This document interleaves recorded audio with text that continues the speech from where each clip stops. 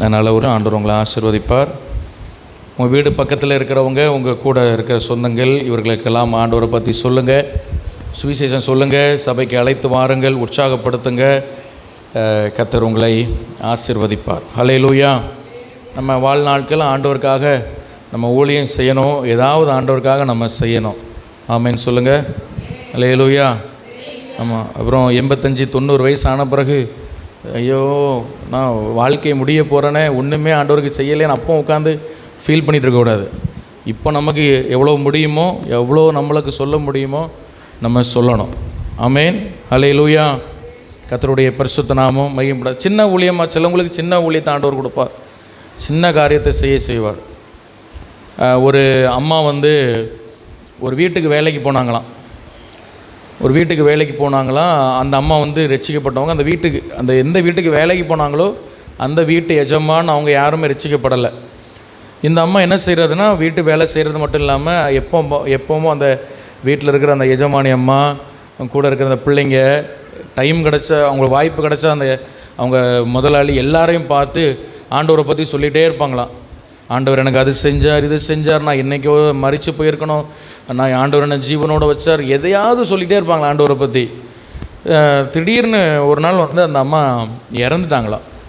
அந்த அம்மா இறந்து பரலோகம் போகும்பொழுது அவங்க சொன்னாங்களாம், ஆண்டவரே எனக்கு நீர் கொடுத்த வாழ்நாளில் நான் உமக்காக ஒன்றுமே நான் செய்யலையே, நான் ஒரு ஆத்மா கூட ஆதாயப்படுத்தலேன்னு. அப்போ ஆண்டவர் சொன்னாராம், உனக்கு இந்த பூமியில் நான் கொடுத்தது ஒரு தாளந்து, ஒரு சின்ன ஒரு ஊழியந்தான், அதை நீ நிறைவாக செஞ்ச.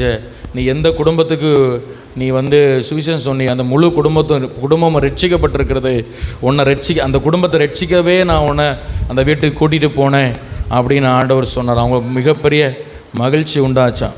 நான் ஏன் சொல்கிறேன்னா, சிலவங்களுக்கு ஆண்டவர் சின்ன ஊழியம் கொடுத்துருப்பார், சிலவங்களுக்கு 5 தாளந்து கொடுப்பார், சிலவங்களுக்கு 10 தாளந்து கொடுப்பார். எதை கொடுத்தாலும் சிறிதானதோ பெரிதானதோ பெற்ற பணி செய்து முடித்தோர் அப்படின்னு நம்ம பாடுறோம். ஹல்லேலூயா. அப்போ நம்மளை கொண்டு ஆண்டவர் ஏதோ ஒரு நோக்கத்தோடு ரட்சித்தார், நம்மளை கொண்டு ஏதோ செய்ய விரும்புகிறார். தைரியமாக ஆண்டவரை பற்றி சொல்லிடணும். நம்ம நீங்கள் ரட்சிக்கப்படுங்க அப்படின்னு யாரையும் பார்த்து சொல்ல வேண்டிய அவசியம் நமக்கு கிடையாது. ஆமென். ரட்சிப்பு கர்த்தருடையது. நம்ம சொல்ல வேண்டிய சுவிசேஷத்தை சொல்லணும், ஆண்டவர் செய்த நன்மைகளை சொல்லணும். ரட்சிப்பு அவர் பார்த்துக்கொள்வார். ஹல்லேலூயா. யாரையும் வலுக்கட்டாயமாக சர்ச்சுக்கு நீ வாங்கன்னு காலில் போய் விழணும் அவசியமே கிடையாது. ரட்சிப்பு கர்த்தருடையது. ஆண்டவர் அதை செய்வார். நம்ம செய்ய வேண்டிய வேலையை கரெக்டாக செஞ்சால் அவர் செய்ய வேண்டிய வேலையை அவர் செய்வார். ஆமென். ஹல்லேலூயா. ஆமென். ஸ்தோத்திரம். லூக்கா எழுதின சுவிசேஷம் 19ஆம் அதிகாரம் முதல் 10 வசனம் இருக்கிறது. நாம் எல்லாரும் அதை பிரித்து வாசிக்கலாம். ஒவ்வொருவரும் ஒவ்வொரு வசனம் வாசிங்க. லூக்கா 19 முதல் 10 வசனம், முதல் 2 வசனம் ஒருவர் வாசிங்க. அவர் எரிகோவில் பிரவேசித்து அதன் வழியாக நடந்து போகையில்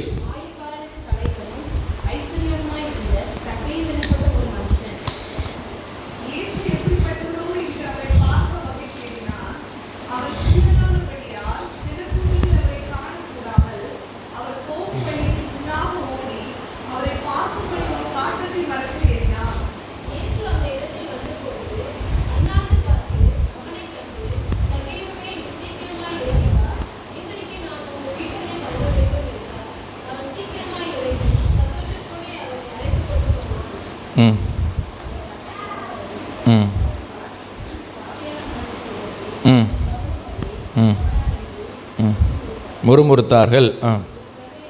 சகேயு நின்று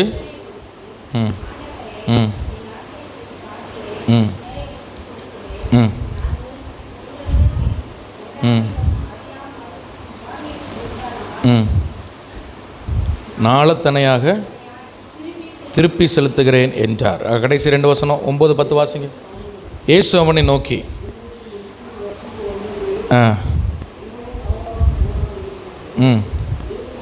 இழந்து போனதை தேடவும் ரட்சிக்கவுமே மனுஷகுமாரன் வந்திருக்கிறார் என்றார். எல்லாரும் ஆண்டவரை மகிமைப்படுத்தும். ஹல்லேலூயா.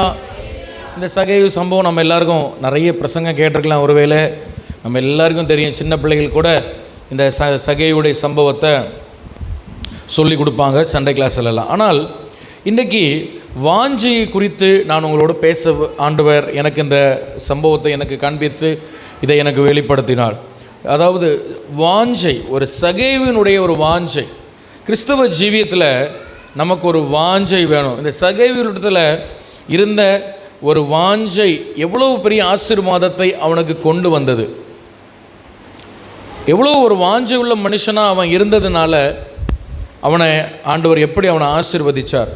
சகேவின் வாஞ்சை என்ற தலைப்பில் இன்றைக்கி நம்ம ஆண்டோடைய வார்த்தையை கேட்க போகிறோம். சகேவின் வாஞ்சை.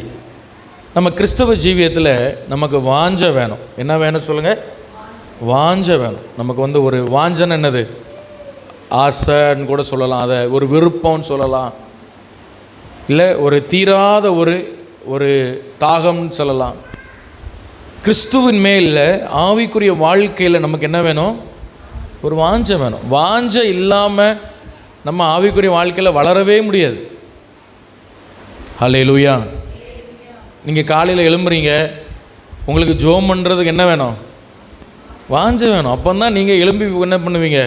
கொஞ்சம் தூக்கம் வந்தாலும் கொஞ்சம் முகத்தை கழுவியாத நம்ம செய்வோம், போய் உட்காருவோம்.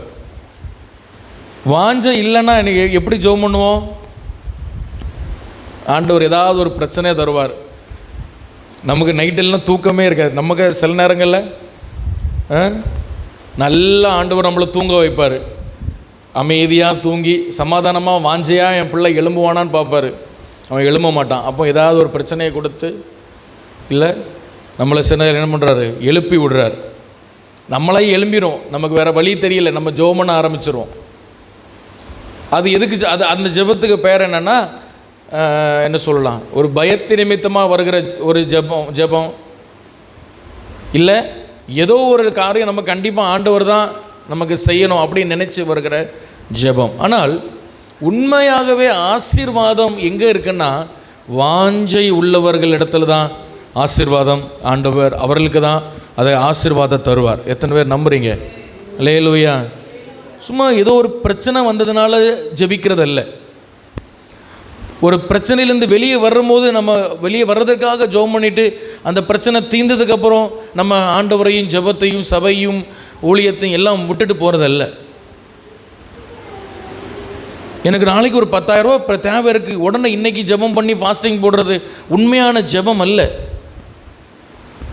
அது ஒரு காரியத்தை சாதிக்கிறதுக்காக நம்ம ஆண்டவர்கிட்ட நமக்கு தெரியும் நம்மளால் ஒன்றும் முடியாது, ஆண்டவர் தான் நமக்கு எல்லாம் செய்யணும்னு நம்ம என்ன பண்ணுறோன்னா ஒரு காரியத்துக்கு ஆண்டவர்கிட்ட இறங்குறோம்.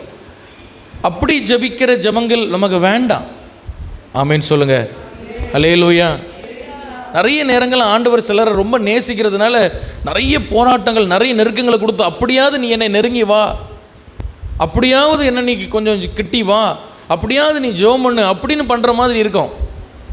ஆனால் உண்மையாகவே ஆசீர்வாதிக்கப்பட்டவர்கள் யாருன்னா நான் தாழ்மையாக விசுவாசிக்கிறேன், வாஞ்சையோடு எவ்வளவு ஆசீர்வாதம் வாழ்க்கையில் இருந்தாலும் எவ்வளவு சமாதானம் ஆண்டவர் கொண்டு போனாலும் காலையிலே எழும்பி கர்த்தரை தேடி கர்த்தருக்கு பிரியமானதை பைபிளில் வாசித்து கர்த்தருக்கு பிரியமானபடி வாழணும்.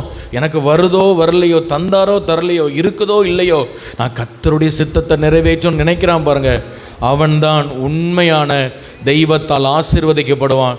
அவன் இன்னைக்கு சாதாரணமாக இருந்தாலும் நாளை தினத்தில் ஆண்டவர் அவனை எங்கேயோ கொண்டு உட்கார வச்சிருவார். அல்லேலூயா. அதுதான் வாஞ்சை. அதான் தாவீது சொன்னார், ஆண்டவரே மானானது நீரோடைய வாஞ்சிக்கிறது போல நான் உண்மை வாஞ்சிக்கிறேன். அப்போ வாஞ்சை இல்லாமல் கிறிஸ்தவ வாழ்க்கையில் வளர்ச்சி இல்லை. ரெண்டாவது, வாஞ்சை இல்லைன்னா ஆண்டவர் நம்மளை பயன்படுத்தவே முடியாது. ஆண்டவர் உங்களை பயன்படுத்தணும்னு நீ விரும்புகிறீங்களா? நான் இந்த பூமியில் வாழ்கிற நாட்கள் ஆண்டவருக்காக ஏதாவது செய்யணும்னு நீ விரும்புகிறீங்களா? சும்மா நான் வேலை செஞ்சுட்டு சாப்பிட்டுட்டு எனக்கு கடமையை மட்டும் பார்த்துட்டு பிள்ளைகளுக்காக கொஞ்சம் சேர்த்து வச்சுட்டு கண்ணை மூடுறதில்லை. ஆண்டவருக்காக ஏதாவது நான் செய்யணும். இந்த ஜீவனை நமக்கு தந்தார்.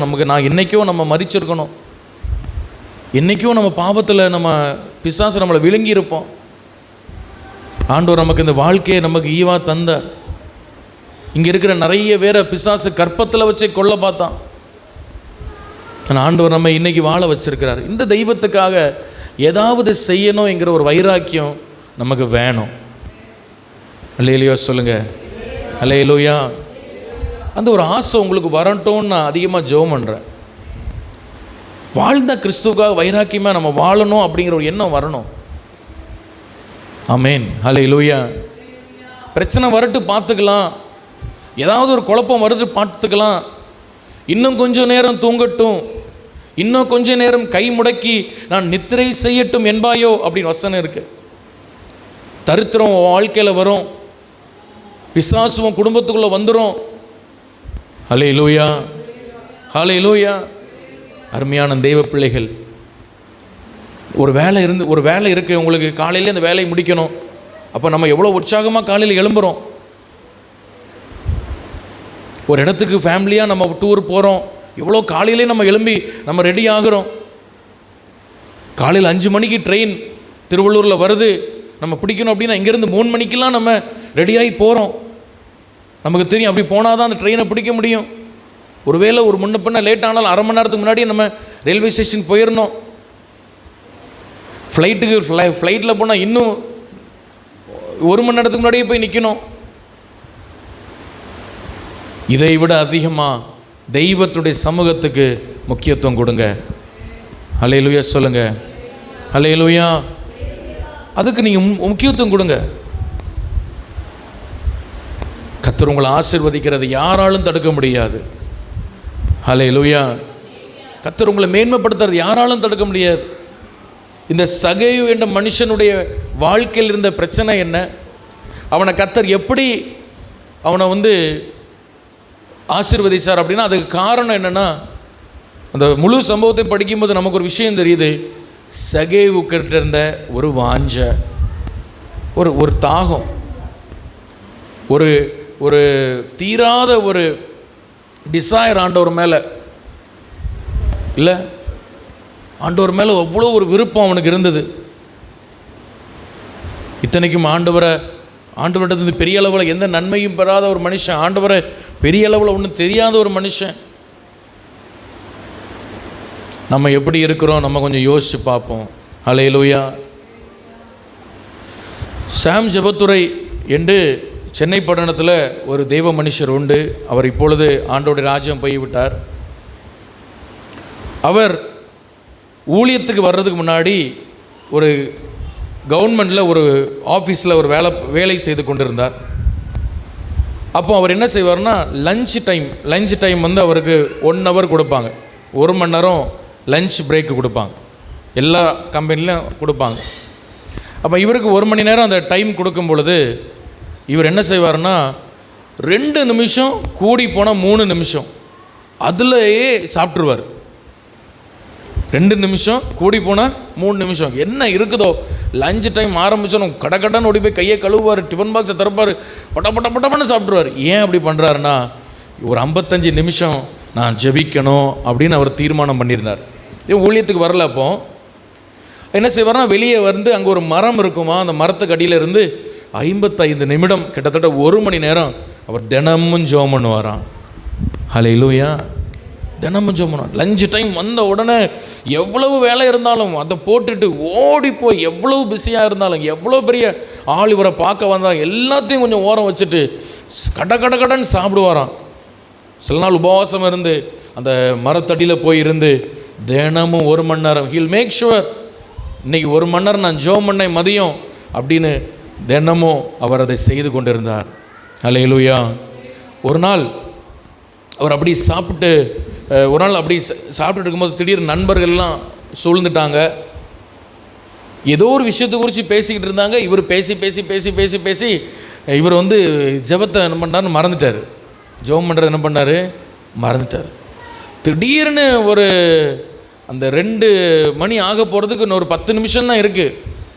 ஐயோ நான் ஜெபத்தை மறந்துட்டேனே, என்ன பண்ணுறதுன்னு அப்போ தான் அவருக்கு ஞாபகம் வருது. உடனே டிஃபன் பாக்ஸை மூடி வச்சுட்டு கையை கழுவிட்டு ஒரு 10 நிமிஷம்னாலும் என்ன பண்ணிடலாம், ஜெபம் பண்ணிடுவோம், நமக்கு இல்லைன்னா கஷ்டமாயிருன்னு சொல்லிட்டு ஓடி அந்த மரத்து பக்கம் ஓடி போகிறாராம். தூரத்தில் பார்க்குறாரு, அந்த மரத்து அடியில் ஒரு வெண்வஸ்திரம் தரித்த ஒரு நபர் உட்கார்ந்துருந்ததை தூரத்தில் வச்சு பார்த்தா, நடந்த சாட்சி, ஒரு புஸ்தகத்தில் எழுதின சாட்சி. ஒரு வெண்வஸ்திரம் தரித்த ஒரு நபர் அதில் உட்காந்துருந்தாராம். இவர் யாரா அது ரெண்டு கிடக்கடன்னு பக்கத்தில் ஓடுறதுக்குள்ளே அந்த இது அது கண்ணுக்கு மறைந்து போனாராம். அவர் அப்படியே ஜோமனை, இது யார் ஆண்டவரேன்னு அழும்பொழுது ஆண்டவர் சொன்னார், நீ என்னைக்கும் 1 மணிக்கு நீ ஜோமனை வருவல, நான் உனக்காக காத்திருந்தேன் அப்படி ஆண்டவர் சொன்னாராம். அல்லேலூயா. உங்கள் ஜெபத்தை அவரால் அதை ஜீரணிக்கவும் முடியலையா. வானத்தையும் பூமியும் படைச்ச அவ்வளவு பெரிய சர்வ வல்லமையுள்ள தெய்வம் ஏன் ஜெபத்துக்காக என்னோட பேசுறதுக்காக நீர் காத்திருக்கிறீர் ஆண்டவரே, நான் இனிமேல் இந்த ஜெபத்தை விடவே மாட்டேன். அருமையான தெய்வ பிள்ளைகளே, நீங்கள் ஒவ்வொரு நாளும் காலை வேளையில் நீங்கள் உங்கள் ஜெபத்தை நீங்கள் இழக்கும் பொழுது கர்த்தரை நீங்கள் இழக்கிறீங்கன்னு மறந்து போயிடாதீங்க. ஜெபம் என்பது ஏதோ நம்ம ஆண்டு விட்டுறது வாங்கிறது மட்டுமல்ல, பரலோக தெய்வனோடு நம்ம பேசுகிறோம், அவர் நம்மோடு பேசுகிறார், அவர் நம்மோடு நம்மை பலப்படுத்துகிறார், அவரோடு உறவாடுகிறோம், அவரோடு ஐக்கியம் கொள்கிறோம். அந்த ஆதாம் இழந்து போன அந்த உறவை நம்ம புதுப்பிக்கிறோம். அதுதான் ஜெபம். ஹல்லேலூயா. நான் சொல்கிற ஒரு காரியம் என்ன தெரியுமா, உங்கள் தேவையெல்லாம் நீங்கள் ஜெபம் நம்ம லிஸ்ட்டு வச்சு சில நேரம் ஆண்டவர்கிட்ட ஜெபம் பண்ணுறோம். நான் தாழ்மையாக விசுவாசிக்கிறேன் தெரியுமா, நம்ம தப்பில்லை அப்படி செய்கிறது. சில நேரங்களில் நீங்கள் அதை விட்டுட்டா கூட, நான் சொல்கிற எத்தனை பேருக்கு புரியுது, லிஸ்ட்டு போட்டு எனக்கு இன்றைக்கி இதெல்லாம் வேணும், இன்றைக்கி இதெல்லாம் வேணும் அப்படின்னு நம்ம லிஸ்ட்டு போட்டு கேட்குறத ஒருவேளை மறந்துட்டா கூட, இன்றைக்கி ஆண்டவர் என்னோடு இந்த வார்த்தையை கொண்டு பேசினார்,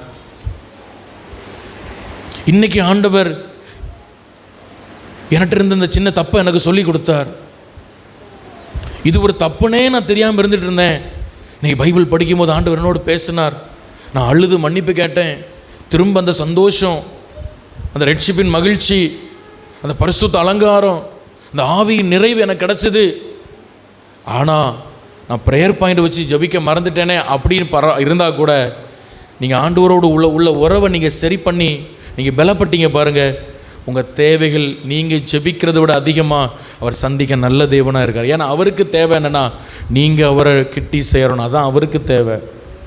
நம்ம தேவையெல்லாம் அவர் பார்த்து முதலாவது தேவனுடைய ராஜ்யத்தை, அவருடைய நீதியை நம்ம தேடும் பொழுது நம்ம மற்றதெல்லாம் லிஸ்டெல்லாம் அது தானாக நடக்கும். அதுக்காக அது தேவையில்லைன்னு நான் சொல்ல மாட்டேன், அதை நீங்கள் ஜெபம் பண்ணுங்க, உங்கள் காரியங்கள் இருந்து ஆனால் நம்ம மெயினாக ஃபோக்கஸ் எதில்னா, ஜெபம் என்றாலே தெய்வத்தோடு உள்ள உறவில் நான் இன்னும் பலப்படணும். அதான் பெருமான் செய்ய பாடுகிறார், இன்னும் உம்மை அறியணுமே, இன்னும் உம்மை அறியணுமே. தெரிஞ்சவங்க பாடலாமா? இன்னும் கிட்டி சேரணுமே, நான் இன்னும் கிட்டி சேரணும். கரம் உயர்த்தி, இன்னும் உம்மை அறியணுமே, இன்னும் உம்மை. உள்ளத்தின் ஆழத்தில் சொல்றீங்களா? இன்னும் கிட்டி சேரணுமே, உம்மை இன்னும் கிட்டி சேரணுமே. பிரசன்னம் பிரசன்னம் தேவ பிரசன்னம். ஹல்லேலூயா ஹல்லேலூயா. அந்த ஆதாம் இழந்து போன அந்த ஐக்கியம், தெய்வத்தினுடைய சத்தம். ஹல்லேலூயா. அது மட்டும் இல்லாமல் சில நேரங்கள் நம்ம பைபிளோடு ஆண்டவர் பேசுகிற சில நேரங்களில் நமக்குள்ளே இருந்தே ஒரு நபர் நம்மகிட்ட பேசிக்கொண்டே இருக்கிற போல் இருக்கும்.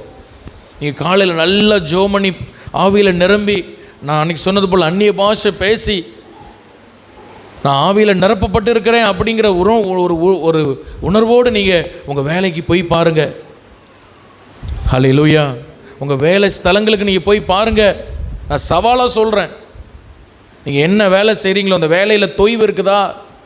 என்ன வேலை செஞ்சாலும் ஆசீர்வாதம் இல்லைப்பா சார், என்ன வேலை செஞ்சாலும் 1000 ரூபா வர்றது மாதிரி இருக்குது, 2000 ரூபா செலவு, வரவுக்கு மிஞ்சி செலவு, ஒரு விஷயத்தை ஒழுங்காக செய்ய முடியல, எவ்வளவோ உழைக்கிறேன், எவ்வளவோ கஷ்டப்படுறேன், எவ்வளோ வேர்வை செஞ்சுறேன், ஆனால் மாத கடைசி ஆகும் பொழுது நான் கண்ணெல்லாம் தள்ளிடுது, நடு காட்டில் விட்டுறது போல் எனக்கு ஒன்றும் நடக்க மாட்டேங்குது நினைக்கிறீங்களா?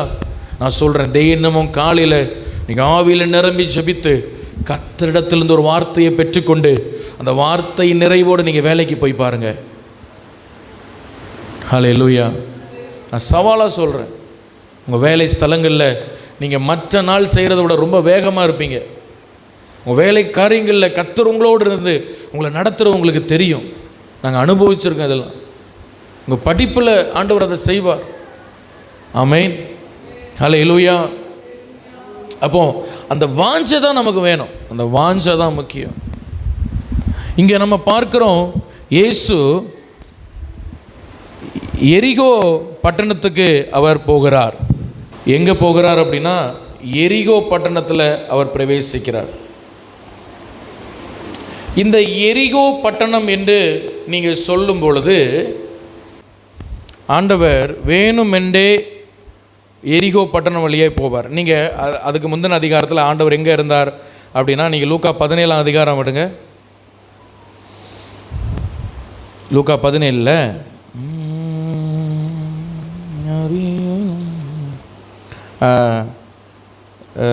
ஸ்தோத்திரம் 11 நீங்கள் பார்த்தீங்கன்னா, பின்பு அவர் எருசலேமுக்கு பிரயாணம் பண்ணுகையில் அவர் சமாரியா கலிலேயா என்னும் நாடுகளின் வழியாக நடந்து போனார். சமாரியா கலிலேயா அப்படின்னு சொல்கிறது, இதில் நீங்கள் மேப்பில் பார்க்குறீங்க, நான் உங்களுக்கு ஜூம் பண்ணி காட்டுறேன். அதான் சமாரியா, அந்த இருக்குதா, அதான் சமாரியா. அதுக்கு மேலே இருக்கிறது தான் கலிலேயா. உங்களுக்கு தெரியுதா? கேலிலின்னு போட்டிருக்க, ஆங்கிலத்தில் போட்டிருக்கோம். இப்போ மேலே இருந்து இயேசு என்ன பண்ணுறாரு, இங்கே இருந்து அப்படியே நடந்து நடந்து நடந்து வந்து அங்கே ஊழியம் செய்கிறார். அதெல்லாம் அந்த 17 அதிகாரத்தில் இருக்குது. அதெல்லாம் இங்கே இருக்குது, அந்த 17 அதிகாரத்தில் இருக்குது. இப்போ அங்கே நிறைய விஷயங்கள் நடக்குது. ஆண்டவர் நிறைய பேசுகிறாரு, நிறைய காரியங்கள் நடக்குது. இப்போ அவர் எங்கே போகணும் அப்படின்னா 18 அதிகாரம் 31 நீங்கள் பாருங்கள். பின்பு அவர் 12 தம்முடத்தில் அழைத்து, இதோ எருசலேமுக்கு போகிறோம், மனுஷகுமாரனை குறித்து தீர்க்க தரிசனங்களால் எழுதப்பட்டவைகள் எல்லாம் நிறைவேறும் அப்படி சொல்லி அவர் எருசலேமுக்கு போக ஆண்டவர் போகிறார். எங்கே போகிறாரு? எருசலேம் போகிறார். இப்போ நீங்கள் பாருங்கள், நல்லா அந்த மேப்பை பாருங்கள். நான் இங்கே காட்டுறேன்ல, இது சமாரியா. இது என்னது? சமாரியா. இப்போ நீங்கள் கீழே பாருங்கள், இதுதான் எருசலேம். கீழே எந்த இருக்கா? பெத்தானி. எருசலேம் தெரியுதா? சின்னதாக தெரியும். அந்த டெட் சி, சவகடலுக்கு பக்கத்தில் மேலே இருக்குது, லெஃப்ட் சைடில். அதுதான் என்னது?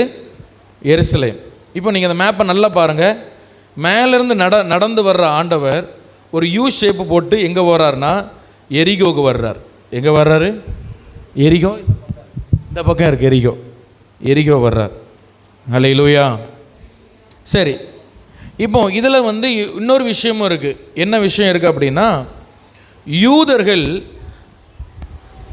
அந்த கலீலியாவிலிருந்து வாராங்கல்ல, பிரயாணப்பட்டு வரும் பொழுது அவர்கள் எருசலேமுக்கு போகணும் அப்படின்னா அவங்க எப்பொழுதுமே சமாரியா வழியாக கிராஸ் பண்ணி போக மாட்டாங்க. சமாரியா வழியாக கிராஸ் பண்ணி போக மாட்டாங்க. ஏன் அப்படி போக மாட்டாங்க? யாருக்காவது தெரியுமா? ஏன் யூதர்கள் மேலே வரும்போது சமாரியா வழியாக கிராஸ் பண்ணி ஏன் போக மாட்டாங்க அப்படின்னா, சமாரியர்கள் தீட்டு உள்ளவர்கள், அவங்கெல்லாம் கலப்பு திருமணம் செஞ்சவங்க அப்படின்னு யூதர்கள் நினைப்பாங்க. ஆனால் நீங்கள் நல்லா பார்த்தீங்கன்னா யோவான் 4 அதிகாரத்தில் இயேசு சமாரியா ஸ்திரீ இடத்துல போய் பேசுவார். அந்த கிணற்றடுகையில் நீங்கள் பார்க்கலாம். அந்த வழி, அந்த ரூட் எடுக்கும் பொழுது இயேசு அப்படியே கப்பர்நகம்லேருந்து நேராக கீழே வந்து எந்த யூட்டர்னும் போடலை, எங்கேயும் திரும்பலை, நேராக சமாரியாக்குள்ளே வந்துட்டார். வந்து அந்த ஸ்திரீயை பார்த்து பேசுகிறார். அப்போது இயேசுவோடு இருந்த சீசர்கள் எல்லாம் ரொம்ப குழம்புனாங்க. இயேசு ஏன் சமாரியாவிலே போகிறார்? ஒரு உண்மையான யூதன் சமாரியா தேசத்துக்குள்ளே போக மாட்டான். சமாரியர்கள் யூதர்களுக்கும் தீட்டு, அவங்க பேச மாட்டாங்க, அப்படிலாம் இருந்தது. ஆனால் இயேசு அதை முறித்தார். ஹல்லேலூயா. ஹல்லேலூயா சொல்லுங்கள். நான் சொல்கிறேன், எத்தனை பேருக்கு புரியுது? ஹல்லேலூயா. அந்த மேப்பை நீங்கள் பார்த்துட்டே வாங்க. இப்போ அப்படி போய்கொண்டிருந்தவர் இப்போ என்ன நினைக்கிறாங்கன்னா, சீசர்கள் நினைக்கிறாங்க திரும்பவும் இயேசு எந்த ரூட்டில் தான் போவார்? சமாரியா வழியே தான் நேராக அப்படி வருவார், அப்படி இருந்து நேராக வருவார் அப்படின்னு நினச்சிட்டு இருக்கிறாங்க. இயேசு வேற ஒரு ரூட் எடுக்கிறாரு. ஹல்லேலூயா. வேறொரு ரூட் எடுக்கிறார். அப்படி ரூட் எடுத்து அப்படியே சுற்றி எங்கே வர்றாரு? அப்படி அந்த யோர்தானை தாண்டி அப்படியே எரிகோ கிட்ட வர்றார். ஹல்லேலூயா. ஹல்லேலூயா. ஹல்லேலூயா.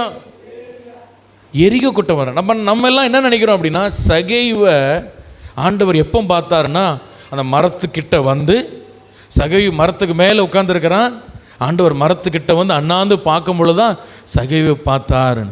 ஆனால் நான் சொல்லுவேன், கர்த்தர் ஆமென் பல ஆண்டுகளுக்கு முன்பாகவே கர்த்தர் இந்த பிரயாணத்தை ஆரம்பிக்கும் முன்பாகவே, பல மாதங்களுக்கு முன்பாகவே ஆண்டவர் பிளான் பண்ணிட்டார். எரிகோவில் சகேயு என்ற ஒரு மனுஷன் இருக்கிறான், நான் அவனை சந்திக்க போகிறேன். ஹல்லேலூயா. ஹல்லேலூயா. எரிகோவில் சகேயுங்கிற மனுஷன் இருக்கிறான். நான் இன்னும் சொல்ல போனால் சகைவை தாயின் வயிற்றில் இருக்கும் பொழுதே கர்த்தர் கண்டார். சகைவை எங்கே வச்சு ஆண்டவர் கண்டார்? ஹல்லேலூயா, தாயின் வயிற்றில் வச்சு ஆண்டவர் கண்டார். அருமையான தெய்வ பிள்ளைகளே, நம்ம நல்லா ஒன்று புரிஞ்சுக்கணும். இந்த சகைவனுடைய வாஞ்சை எந்த அளவுக்கு இருந்தது அப்படின்னா, கர்த்தர் இவனை அவனுடைய தேசத்துக்கு தேடி வந்து கர்த்தர் அவனை ரட்சித்தார். ஆமென், அல்லேலூயா சொல்லுங்க. ஆண்டவர் அவனை தேடி வந்தார். அவனை தாயின் கற்பத்தில் வச்சு கண்டவர்.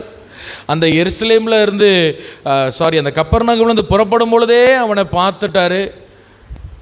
சகைவு இயேசுவை காண வாஞ்சையாக இருந்தான்னு நம்ம படிக்கிறோம். ஆனால் இயேசு எப்போவோ சகைவை தன்னுடைய ஆவியில் அவர் பார்த்து விட்டார். அதனால் வலுக்கட்டாயமாக அந்த ரூட் எடுக்கிறார், அந்த எரிகோ ரூட் எடுக்கிறார்.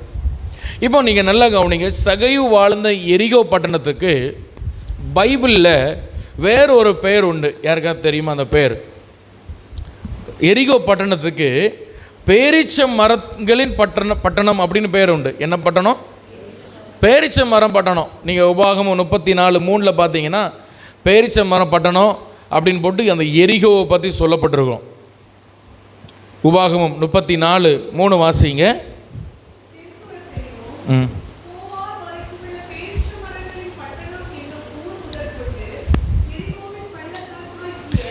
அந்த எரிகோவின் பள்ளத்தாக்கு, அந்த எலிகோவை பற்றி பேசுகிறாங்க. அப்போது இது பேரீச்ச மரங்களின் பட்டணம் அப்படின்னா ரொம்ப செழிப்பான ஒரு இடம். எப்படிப்பட்ட இடம்? ரொம்ப செழிப்பான இடம். நான் ஆராய்ச்சியில் என்ன சொல்கிறாங்கன்னா, ஏரோது அந்த பட்டணத்தை மிகுந்த செழிப்பாக வச்சுருந்தான். அந்த குதிரை பந்தயம்லாம் அந்த எரிகோ பட்டணத்தில் வச்சு அவன் நடப்பித்தான். பெரிய பெரிய அரண்மனைகளை அந்த எரிகோவில் கட்டி வைத்திருந்தான். எரிகோவில் வாழ்கிற எல்லாருமே ரொம்ப ரொம்ப ஐஸ்வர்யவான்கள், ரொம்ப பணக்காரங்க. எரிகோவில் வாழ்கிறவங்களாம் எப்படி இருந்தாங்க? நல்லா கவனிங்க, ரொம்ப வசதியாக, ரொம்ப பணக்காரங்களாக இருந்தாங்க. இப்போது இந்த எரிகோ இப்போது இயேசுவின் காலத்தில் தான் இவ்வளோ ஐஸ்வர்யமாக இருக்குது, தவிர ஒரு காலத்தில் இது இப்படி இல்லை. ஆமேன், அல்லேலூயா சொல்லுங்கள். நீங்கள் யோசுவா 6ஆம் அதிகாரம் 17ஆம் வசனம் எடுத்தீங்கன்னா, யோசுவாவின் புஸ்தகம் 6ஆம் அதிகாரம் 17ஆம் வசனம் நீங்கள் பாருங்கள், எடுத்து வாசிங்க.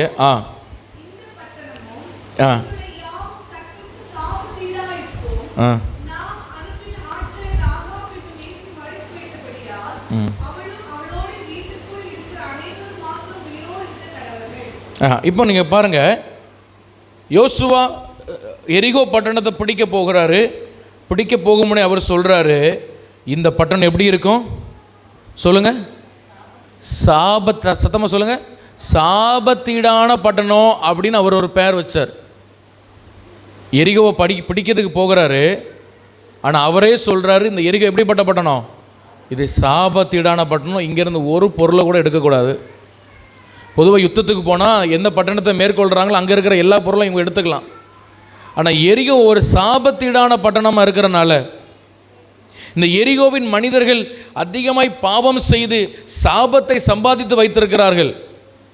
அதிகமாய் மற்றவர்களை ஏமாற்றி பொருள் சம்பாதித்து பணம் சம்பாதித்து அந்த பணம் எல்லாம் சாபமாக இருக்கிறது. ஹல்லேலூயா. அவர்கள் எல்லாம், அந்த தேசமே சாபமாக இருக்குது. சாபத்தீடான பட்டணம். அந்த சாபத்தீடான பட்டணத்தில் ஒரு பொருளும் நீங்கள் எடுக்கக்கூடாது. அப்படி எடுத்தால் அந்த சாபம் உங்களுக்கும் வரும் அப்படின்னு சொல்லி யோசுவா இஸ்ரவேல் ஜனங்களை எச்சரித்தான். ஹல்லேலூயா. அங்கேருந்து எடுக்கிற பொண்ணு வெள்ளியை மட்டும் எடுத்து தேவனுடைய ஆலயத்தில் கொண்டு வச்சாங்க, தவிர தேவனுடைய இடத்துல கொண்டு வச்சாங்களே தவிர தங்களுக்கென்று ஒன்றுமே எடுக்கலை. நீங்கள் அடுத்த அதிகாரங்களை நீங்கள் படித்து பாருங்கள். ஆகான் என்பவன் அந்த எரிகோவில் இருக்கிற ஒரு சால்வையும் கொஞ்சம் பொருளையும் எடுத்து வைத்து கொண்டபடினால இஸ்ரவேலர்கள் மிகப்பெரிய தோல்வியை சந்தித்தார்கள் என்று பைபிளில் வாசிக்கிறோம். காரணம் அந்த சாபம் ஒரு மனிதனை வாழ விடாது. சாபம் ஒரு மனுஷனை ஜெயம் பெற விடாது. ஹல்லேலூயா. சாபம் எதனால் வருகிறது? முதல்ல சாபம் எப்படி வந்தது பூமிக்கு? ஒரு மனிதன் பாவம் செய்தனால, ஒரு மனுஷனுடைய பாவத்தினால இந்த முழு பூமியும் சபிக்கப்பட்டது என்று நம்ம ஆதியாகம புஸ்தகத்தில் வாசிக்கிறோம். அவனுடைய சாபத்தின் அடையாளமாய் முள்ளும் குறுக்கும் இந்த பூமியில் முளைத்தது என்று நம்ம பைபிளில் வாசிக்கிறோம். அப்போ பாவம் ஒரு மனுஷனுடைய குடும்பத்திலையும் ஒரு தனிப்பட்ட மனிதனுடைய வாழ்க்கையிலும் அவனுடைய சந்ததியிலும் சாபத்தை கொண்டு வருதான். என்னதை கொண்டு வருது? சாபத்தை கொண்டு வருது. சாபம் எதனால் வருதுன்னு சொல்லி ஒரு சில விஷயங்கள் நான் பைபிளில் பார்த்தது மட்டும் நான் சொல்கிறேன். நீங்கள் உபாகமம் 28ஆம் அதிகாரம் 45ஆம் வசனத்தில் படித்து பார்த்தீங்கன்னா, ஆண்டவருடைய சத்தத்துக்கு செவி கொடுக்காமல் இருந்தாலே அது ஒரு சாபத்தை கொண்டு வரும் அப்படின்னு பைபிள் சொல்லுகிறது. வாசிங்க உபாகமம் 28, 45, 46.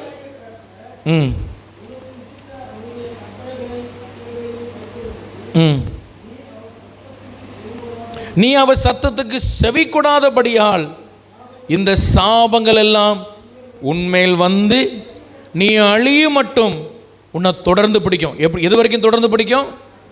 தேவனுடைய வார்த்தைக்கு செவி கொடுக்கறது இல்லை.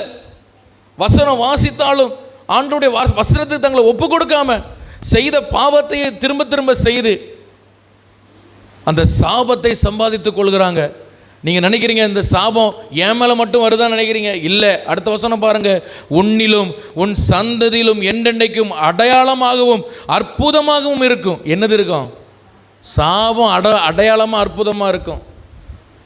நம்ம ஆசீர்வாதம் தான் அற்புதமாக இருக்கும்னு நினச்சிட்டு இருக்கோம். சாபமே அற்புதமாக இருக்குமா? என்னடா இந்த குடும்பம் இப்படி அழிஞ்சு போச்சுன்னு ஒரு அற்புதமாயிரும். அப்போ பாவத்துக்கு இருக்கிற வல்லமை ஒரு மனிதனை அழிப்பது மட்டும் இல்லாமல் அவன் சந்ததியிலேயே ஒரு அடையாளமாக அற்புதமாக வர்ற அளவுக்கு அவன் சந்ததியே மண்ணோடு மண்ணை ஆக்குறதுக்கு சாபம் அவ்வளவு ஒரு கொடிய முல்லை போன்றது. ஹல்லேலூயா. அதே அதிகாரம் உபாகம் 28 நான் சொன்னேன். முதல்ல பாவத்தினால சாபம் வருது, எழுதுறவங்க எழுதிக்கொள்ளுங்க. ரெண்டாவது அவர் சத்தத்துக்கு செவி கொடாத பொழுது சாபம் வருது. மூன்றாவது அதே அதிகாரம் 47 வாசிக்கும் பொழுது சகலமும் பரிபூர்ணமாக இருக்கும்போது ரொம்ப மனமகிழ்ச்சி, ரொம்ப களிப்பு, ஆனால் ஆண்டவரை தேடாதது நிமித்தம் சாபம் வருது. எல்லாம் ஆண்டவர் தந்த பொழுது ஒரு நன்றி இல்லாமல் இருக்கும் பொழுது சாபம் வருதாங்க. நான் சொல்லலை, இது பைபிள் சொல்லுத வார்த்தை. ஹல்லேலூயா. உனக்கு எல்லாம் குறைவுபடும், நீ பட்டினியாக இருப்ப. ஏன்னா எல்லாம் தரும்போது நீ நன்றியா இல்லை. ஒன்று இல்லாத போது ஓடி ஓடி வர்றோம். ஆண்டவர் எல்லாம் தரும்பொழுது ஆண்டவரை தேடுறோமா, சாபம் வரும். கவனமாக இருங்க. ஹல்லேலூயா, ஹல்லேலூயா. நான் ஏதோ உங்களை கஷ்டப்படுத்துறதுக்கு இந்த வார்த்தைகள் பைபிளில் எழுதப்படலை. உண்மையான சத்திய வார்த்தைகளை நான் பேசி கொண்டிருக்கிறேன். இன்னைக்கு எத்தனையோ குடும்பங்கள் இந்த சாபத்துக்குள்ளே போய் மாட்டி கிடக்கிறாங்க. எத்தனையோ தனிப்பட்ட நபர்கள் சாபத்துக்குள்ளே மாட்டி கிடக்கிறாங்க. Praise the Lord. ஹல்லேலூயா, ஹல்லேலூயா. கேட்டால் சொல்லுவாங்க, நீங்கள் பழைய ஏற்பாடை பேசுகிறீங்க, நாங்களாம் புதிய உடன்படிக்கையில் இருக்கோம். இயேசுவனுடைய மரணம் எங்களை சாபத்திலேருந்து எல்லாம் விடுதலை ஆக்கிட்டு இனி சாபமே இல்லைன்னு சொல்லி ஊரை ஏமாத்தாத, ஊரை ஏமாத்தாத. நீயும் பேதையாக இருந்து மற்றவனையும் பேத்தையாக்காத. ரட்சிக்கப்பட்டு அபிஷேகம் பெற்று கர்த்தர் ஆவியோடு உண்மையோடு ஆராதிக்கிற குடும்பங்களில் நான் சாபத்தை பார்த்துருக்கிறேன். ஹல்லேலூயா. சாபம் என்பது அது ஒரு பொல்லாத ஆவி. சில குடும்பங்களை அழிக்கும்படியாக சிலர் சில மாந்திரிக வல்லமைகளை செய்கிறாங்க அந்த குடும்பத்துக்கு விரோதமாக. அந்த சில நேரங்கள் அந்த குடும்பத்தில் கர்த்தருடைய அக்கினி இல்லாத பொழுது, ஜெபம் இல்லாத பொழுது, கர்த்தருடைய பரிசுத்த பாதுகாவல் அந்த குடும்பத்தில் இல்லாத பொழுது, ஒழுங்கா ஜெபிக்கிறதில்ல, ஒழுங்கா தேவனை தேடுறதில்ல, ஒழுங்கா ஆலயத்துக்கு போகிறதில்ல, அப்போ அந்த மாந்திரிக வல்லமைகள் இந்த குடும்பத்துக்குள்ள நுழைகிறது. நீங்கள் ஜெபம் பண்ணி உங்கள் வீட்டில் எப்பொழுதுமே கர்த்தருடைய அக்கினி எரிஞ்சு கொண்டே இருக்கணும். ஆமென் சொல்லுங்க. அல்லேலூயா சொல்லுங்க. அல்லேலூயா.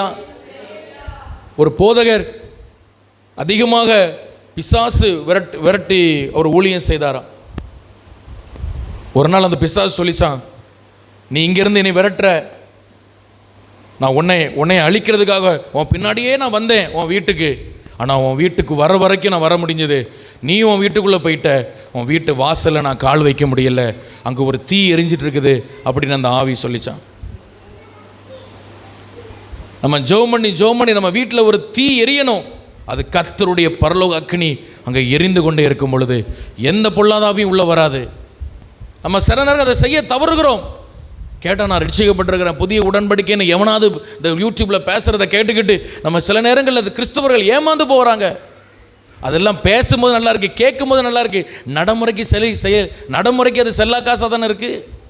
நடைமுறைக்கு செயல்படையிலையே. எதுக்கு ஜோம் பண்ணணும், எதுக்கு அழணும், எதுக்கு முட்டி போட்டு கதறணும், சும்மா இருந்து ஜோம் பண்ணாலே போதும். கேட்க நல்லா இருக்கு, நடைமுறைக்கு சரியாக வரலையே. இன்னும் செஞ்ச பாவத்தை தானே செஞ்சிட்டு இருக்க நீ. கேட்க எவ்வளோ அழகாக இருக்குது. அதுக்கு அதெல்லாம் கேட்கும்போது இயேசு எல்லாம் முடிச்சுட்டாரு. கேட்க நல்லா இருக்கு, நடைமுறைக்கு அது செல்லா காசு. ஹல்லேலூயா. இன்னைக்கு நிறைய அப்படி ஊரை ஏமாத்திட்டு இருக்கிறாங்க. ஆவியான ரொம்ப பாரப்போடு இந்த கடைசி நாட்கள் இருக்கிறார். அந்த மாதிரிப்பட்ட பிரசங்களை கேட்காதீங்க, கவனமாக இருங்க.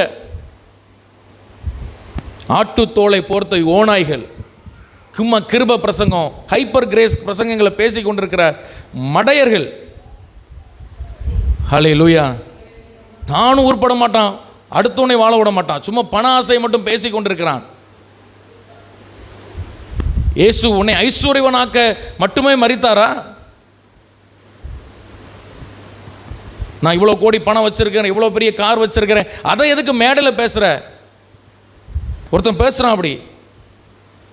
அந்த மாதிரிப்பட்ட பிரசங்களை கேட்டு நீங்களும் இது பண்ணாதீங்க. பணம் இருக்கிறவன் மட்டும் ஆசீர்வாதிக்கப்பட்டவன் கிடையாது. இந்த உலகத்தில் இருக்க எத்தனையோ தரித்திரர்கள் கர்த்தரை, எத்தனையோ பணம் இல்லாதவங்க கர்த்தருக்காக பரிசுத்தமாக வைராக்கியமாக வாழ்ந்து மரித்த மிஷினரிகள் எத்தனை உண்டு. ஹல்லேலூயா. கர்த்தர் நம்மளை ஆசீர்வதிப்பார், உண்மைதான். அவர் சித்தம், அது உண்மைதான். ஆனால் அது இருந்தால் தான் ஆண்டவர்னு நினைக்காதீங்க. Praise the Lord. அல்லேலூயா சொல்லுங்க. அல்லேலூயா. இந்த மாதிரிப்பட்ட பொருள் ஆசை, பண ஆசை, அதுவுமே ஒரு சாபம்னு பைபிள் சொல்லுது. நீங்கள் 2 பேதுரு 2:14 பாருங்க. பொருள் ஆசையினால சாபம் வருமா? பண ஆசை சாபத்தை கொண்டு வருமா? ஏன்னா அது கண்ணை மறைச்சிருது. ஒரு மனுஷனுடைய வாழ்க்கையில் அது சாபத்தை கொண்டு வருகிறது. கவனமாக இருங்க. ஹல்லேலூயா. ஹல்லேலூயா. 2 பேதுரு 2:14 நம்ம அதை வாசிக்கிறோம்.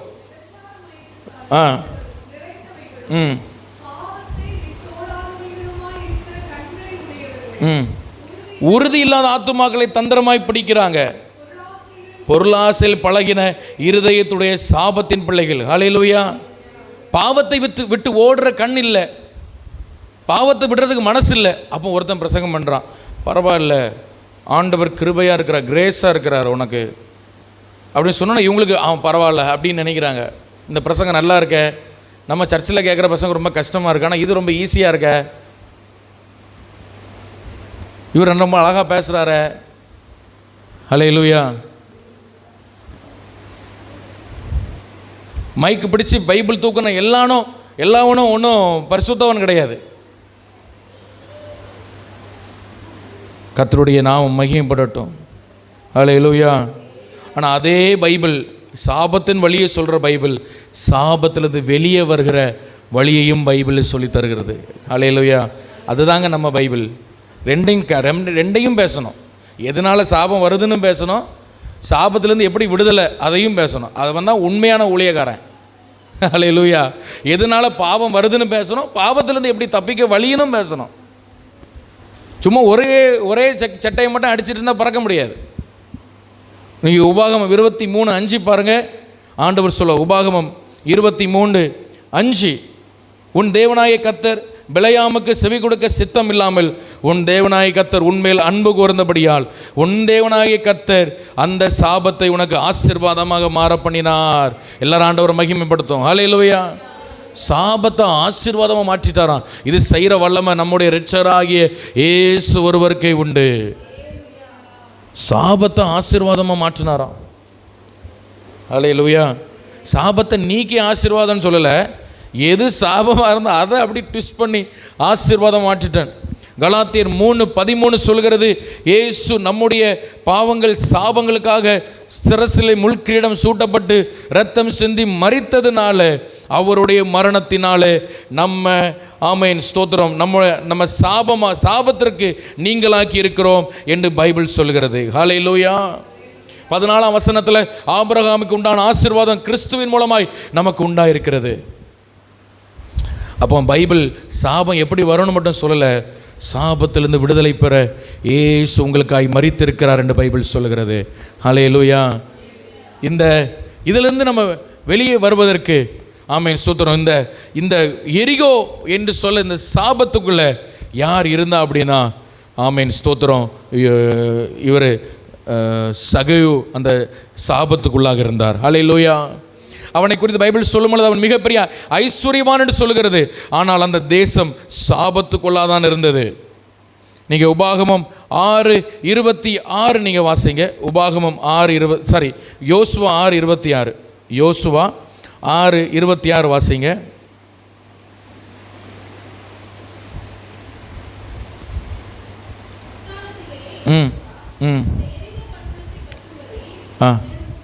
இந்த எரிகோ பட்டணத்தை கட்டும்படி எழும்பும் மனுஷன் கர்த்தருக்கு முன்பாக சபிக்கப்பட்டிருக்க கடவன். அவன் அதன் அஸ்திபாரத்தை போடும் பொழுது தன் மூத்த குமாரனையும் அதன் வாசல்களை வைக்கிற பொழுது தன் இளைய குமாரனையும் சாக கொடுக்க கடவன் என்று சாபம் கூறிட்டான். ஹல்லேலூயா. ஏன்னா இவன் இடித்து ஜெயம் எடுத்துறான். அந்த தேசம் முழுவதும் பாவத்தில் இருந்தது. இப்போ சொல்கிறான், அந்த தேசம் எப்படிப்பட்டது? அந்த தேசத்துக்கு எவனாவது கெட்டனவனு ஃபவுண்டேஷன் போட்டான், அவன் மூத்த குமாரன் சாவான். வேலை முடியும் பொழுது இளைய குமாரன் சாவான். அப்படின்னு ஒரு பெரிய சாபம். அந்த தேசம் இதனால் பல ஆண்டுகள் சாபத்துக்குள்ளாக இருந்துச்சான். பைபிளில் நிறைய இடங்கள். அதுக்கப்புறம் எரிகோவை நம்ம படிக்க முடியல. எரிகோ சாபத்துக்குள்ளான ஒரு பட்டணமாக இருந்தது. ஹல்லேலூயா. அதுக்கப்புறம் நியாயாதிபதிகள் 3ஆம் அதிகாரத்தில் நீங்கள் பார்த்தீங்கன்னா, வாசிக்க நேரம் இல்லை, 12:13 நீங்கள் எழுதி வைத்துக் கொள்ளுங்கள். ஒரு ராஜா வருகிறான். அவன் அந்த தேசத்தை, அந்த எரிகோ பட்டணத்தை அவன் பிடித்து கொள்கிறதாக, பேரிச்ச மரங்களின் பட்டணத்தை அவன் பிடித்து கொள்கிறதாக நியாயாதிபதிகள் 3:12-13 வாசிக்கிறோம். ஹல்லேலூயா. நீங்கள் 1 ராஜாக்கள் 16 எடுங்க. 1 ராஜாக்கள் 16:34 வாசிங்க. எலிசாவின் காலத்தில் மீண்டுமாக அந்த பட்டணம் கட்டப்பட ஒரு முயற்சி நடக்கிறது. 1 ராஜாக்கள் 16:34. பெத்தேல் ஊரானாகிய ஈயேல் எரிகோவை கட்டினான். கர்த்தர் நூனின் குமாரனாகிய யோசுவாவை கொண்டு சொல்லியிருந்த வார்த்தையின்படியே அவன் அதன் அஸ்திபாரத்தை போடுக போது அபிராம் என்னும் தன் மூத்த குமாரனையும் அந்த வேலை முடியும் பொழுது செகூப் என்னும் தன் இளைய குமாரனையும் சாக கொடுத்தான். அந்த தேசத்தில் சாபம் மாறலை. சந்ததி மாறி போய்கிட்டே இருக்கு. நாட்கள் போய்கொண்டே இருக்கு. வருஷம் போய்கொண்டே இருக்கு. ஆனால் எரிகோவில் என்ன மட்டும் மாறலைங்க? சாபம் மட்டும் மாறலை. ஹல்லேலூயா. அதுக்கப்புறம் எஸ்ரா நெகேமியா நாட்களில் ஸ்தோத்திரம், அந்த பட்டணத்திலேருந்து கொஞ்சம் பேர் வந்து நாங்களும் ஆண்டவருடைய ஆலயத்தை கட்டுறதுக்கு நாங்களும் வாரோம் அப்படின்னு கொஞ்சம் பேர் வர்றாங்க. எழுதி வைத்துக் கொள்ளுங்கள். எஸ்ரா 2:34, நெகேமியா 7:36. இந்த இடத்துலலாம் நீங்கள் பார்த்தீங்கன்னா கொஞ்சம் பேர் வர்றதா நம்ம பைபிளில் வாசிக்கிறோம். எல்லாரும் கர்த்தரை மகிமைப்படுத்தும். ஹல்லேலூயா. ஆனால் எரிகோ பட்டணம் இயேசுவின் காலம் வருகிற வரைக்கும் அதுலேருந்து என்ன மாறலை சொல்லுங்க? சாபம் மாறலை. ஹல்லேலூயா. இந்த சாபிக்கப்பட்ட இந்த பட்டணத்தில் இருக்கிற ஒரு மனுஷன், அவனிடத்தில் இருந்த வாஞ்சையினால பைபிள் சொல்கிறது அவன் ஆபிரகாமின் குமாரனாய் ஆசீர்வதிக்கப்பட்டான். ஹல்லேலூயா. ஹல்லேலூயா. அவன் மேலிருந்த சாபத்தை ஆண்டவர் ஆசீர்வாதமாய் மாற்றினார். ஆபிரகாமின் பிள்ளையா அவனை மாற்றினார். காரணம் என்ன தெரியுமா? அவனிடத்தில் இருந்த, சொல்லுங்க, வாஞ்சை. நான் சொல்லுவேன், நீங்கள் எப்பேற்பட்ட சாபத்தில் இருக்கலாங்க. ஒருவேளை நான் சில தவறு செஞ்சுட்டேன் பாஸ்டர், அதனால எனக்கு சில சாபம் என் வாழ்க்கையில் இருக்குதுன்னு நீ நினைக்கலாம். இல்லை ஏதோ ஒரு மாந்திரிகத்தினால சில சாபம் என் வீட்டுக்கு வந்துட்டு நினைக்கலாம். இல்லை என்னுடைய மூதாதையில் செய்த தப்புனால சில சாபம் இருக்குது பாஸ்டர், என்னால் முன்னேறவே முடியலன்னு நினைக்கலாம். நான் சொல்லுவேன், சகேயுவின் வாழ்க்கையை ஆசீர்வதித்த தேவன் இன்றைக்கு நம் நடுவில் உலாவிக் கொண்டிருக்கிறார். அவர் உங்களை ஆசீர்வதிக்க வாஞ்சை உடையவராய் இந்த வார்த்தைகளை உங்களுக்கு நேராக அவர் பேசி கொண்டிருக்கிறார். நீங்கள் தூரத்தில் சமீபத்தில் இந்த வார்த்தையை கேட்டுக்கொண்டிருக்கலாம். கர்த்தர் ஆபிரகாமை ஆசீர்வதித்தது போல ஏன் அதை விட அதிகமாய் உங்களை ஆசீர்வதிக்க வாஞ்சை உள்ளவராய் இந்த இடத்தில் உலாவிக் கொண்டிருக்கிறார். நீங்கள் சாபத்துக்குள் இருக்கிறதை அவர் விரும்பவில்லை. நீங்கள் சாபத்தோடு மறிக்க அவர் விரும்பவில்லை. உங்களை ஆசீர்வாத பாத்திரங்களாய் மாற்ற அவர் விரும்புகிறார். கர்த்தர் எல்லாரும் கரம் தட்டி நம் மகிமைப்படுத்துவோமா? ஹல்லேலூயா. ஹல்லேலூயா. இந்த சாபம் மாற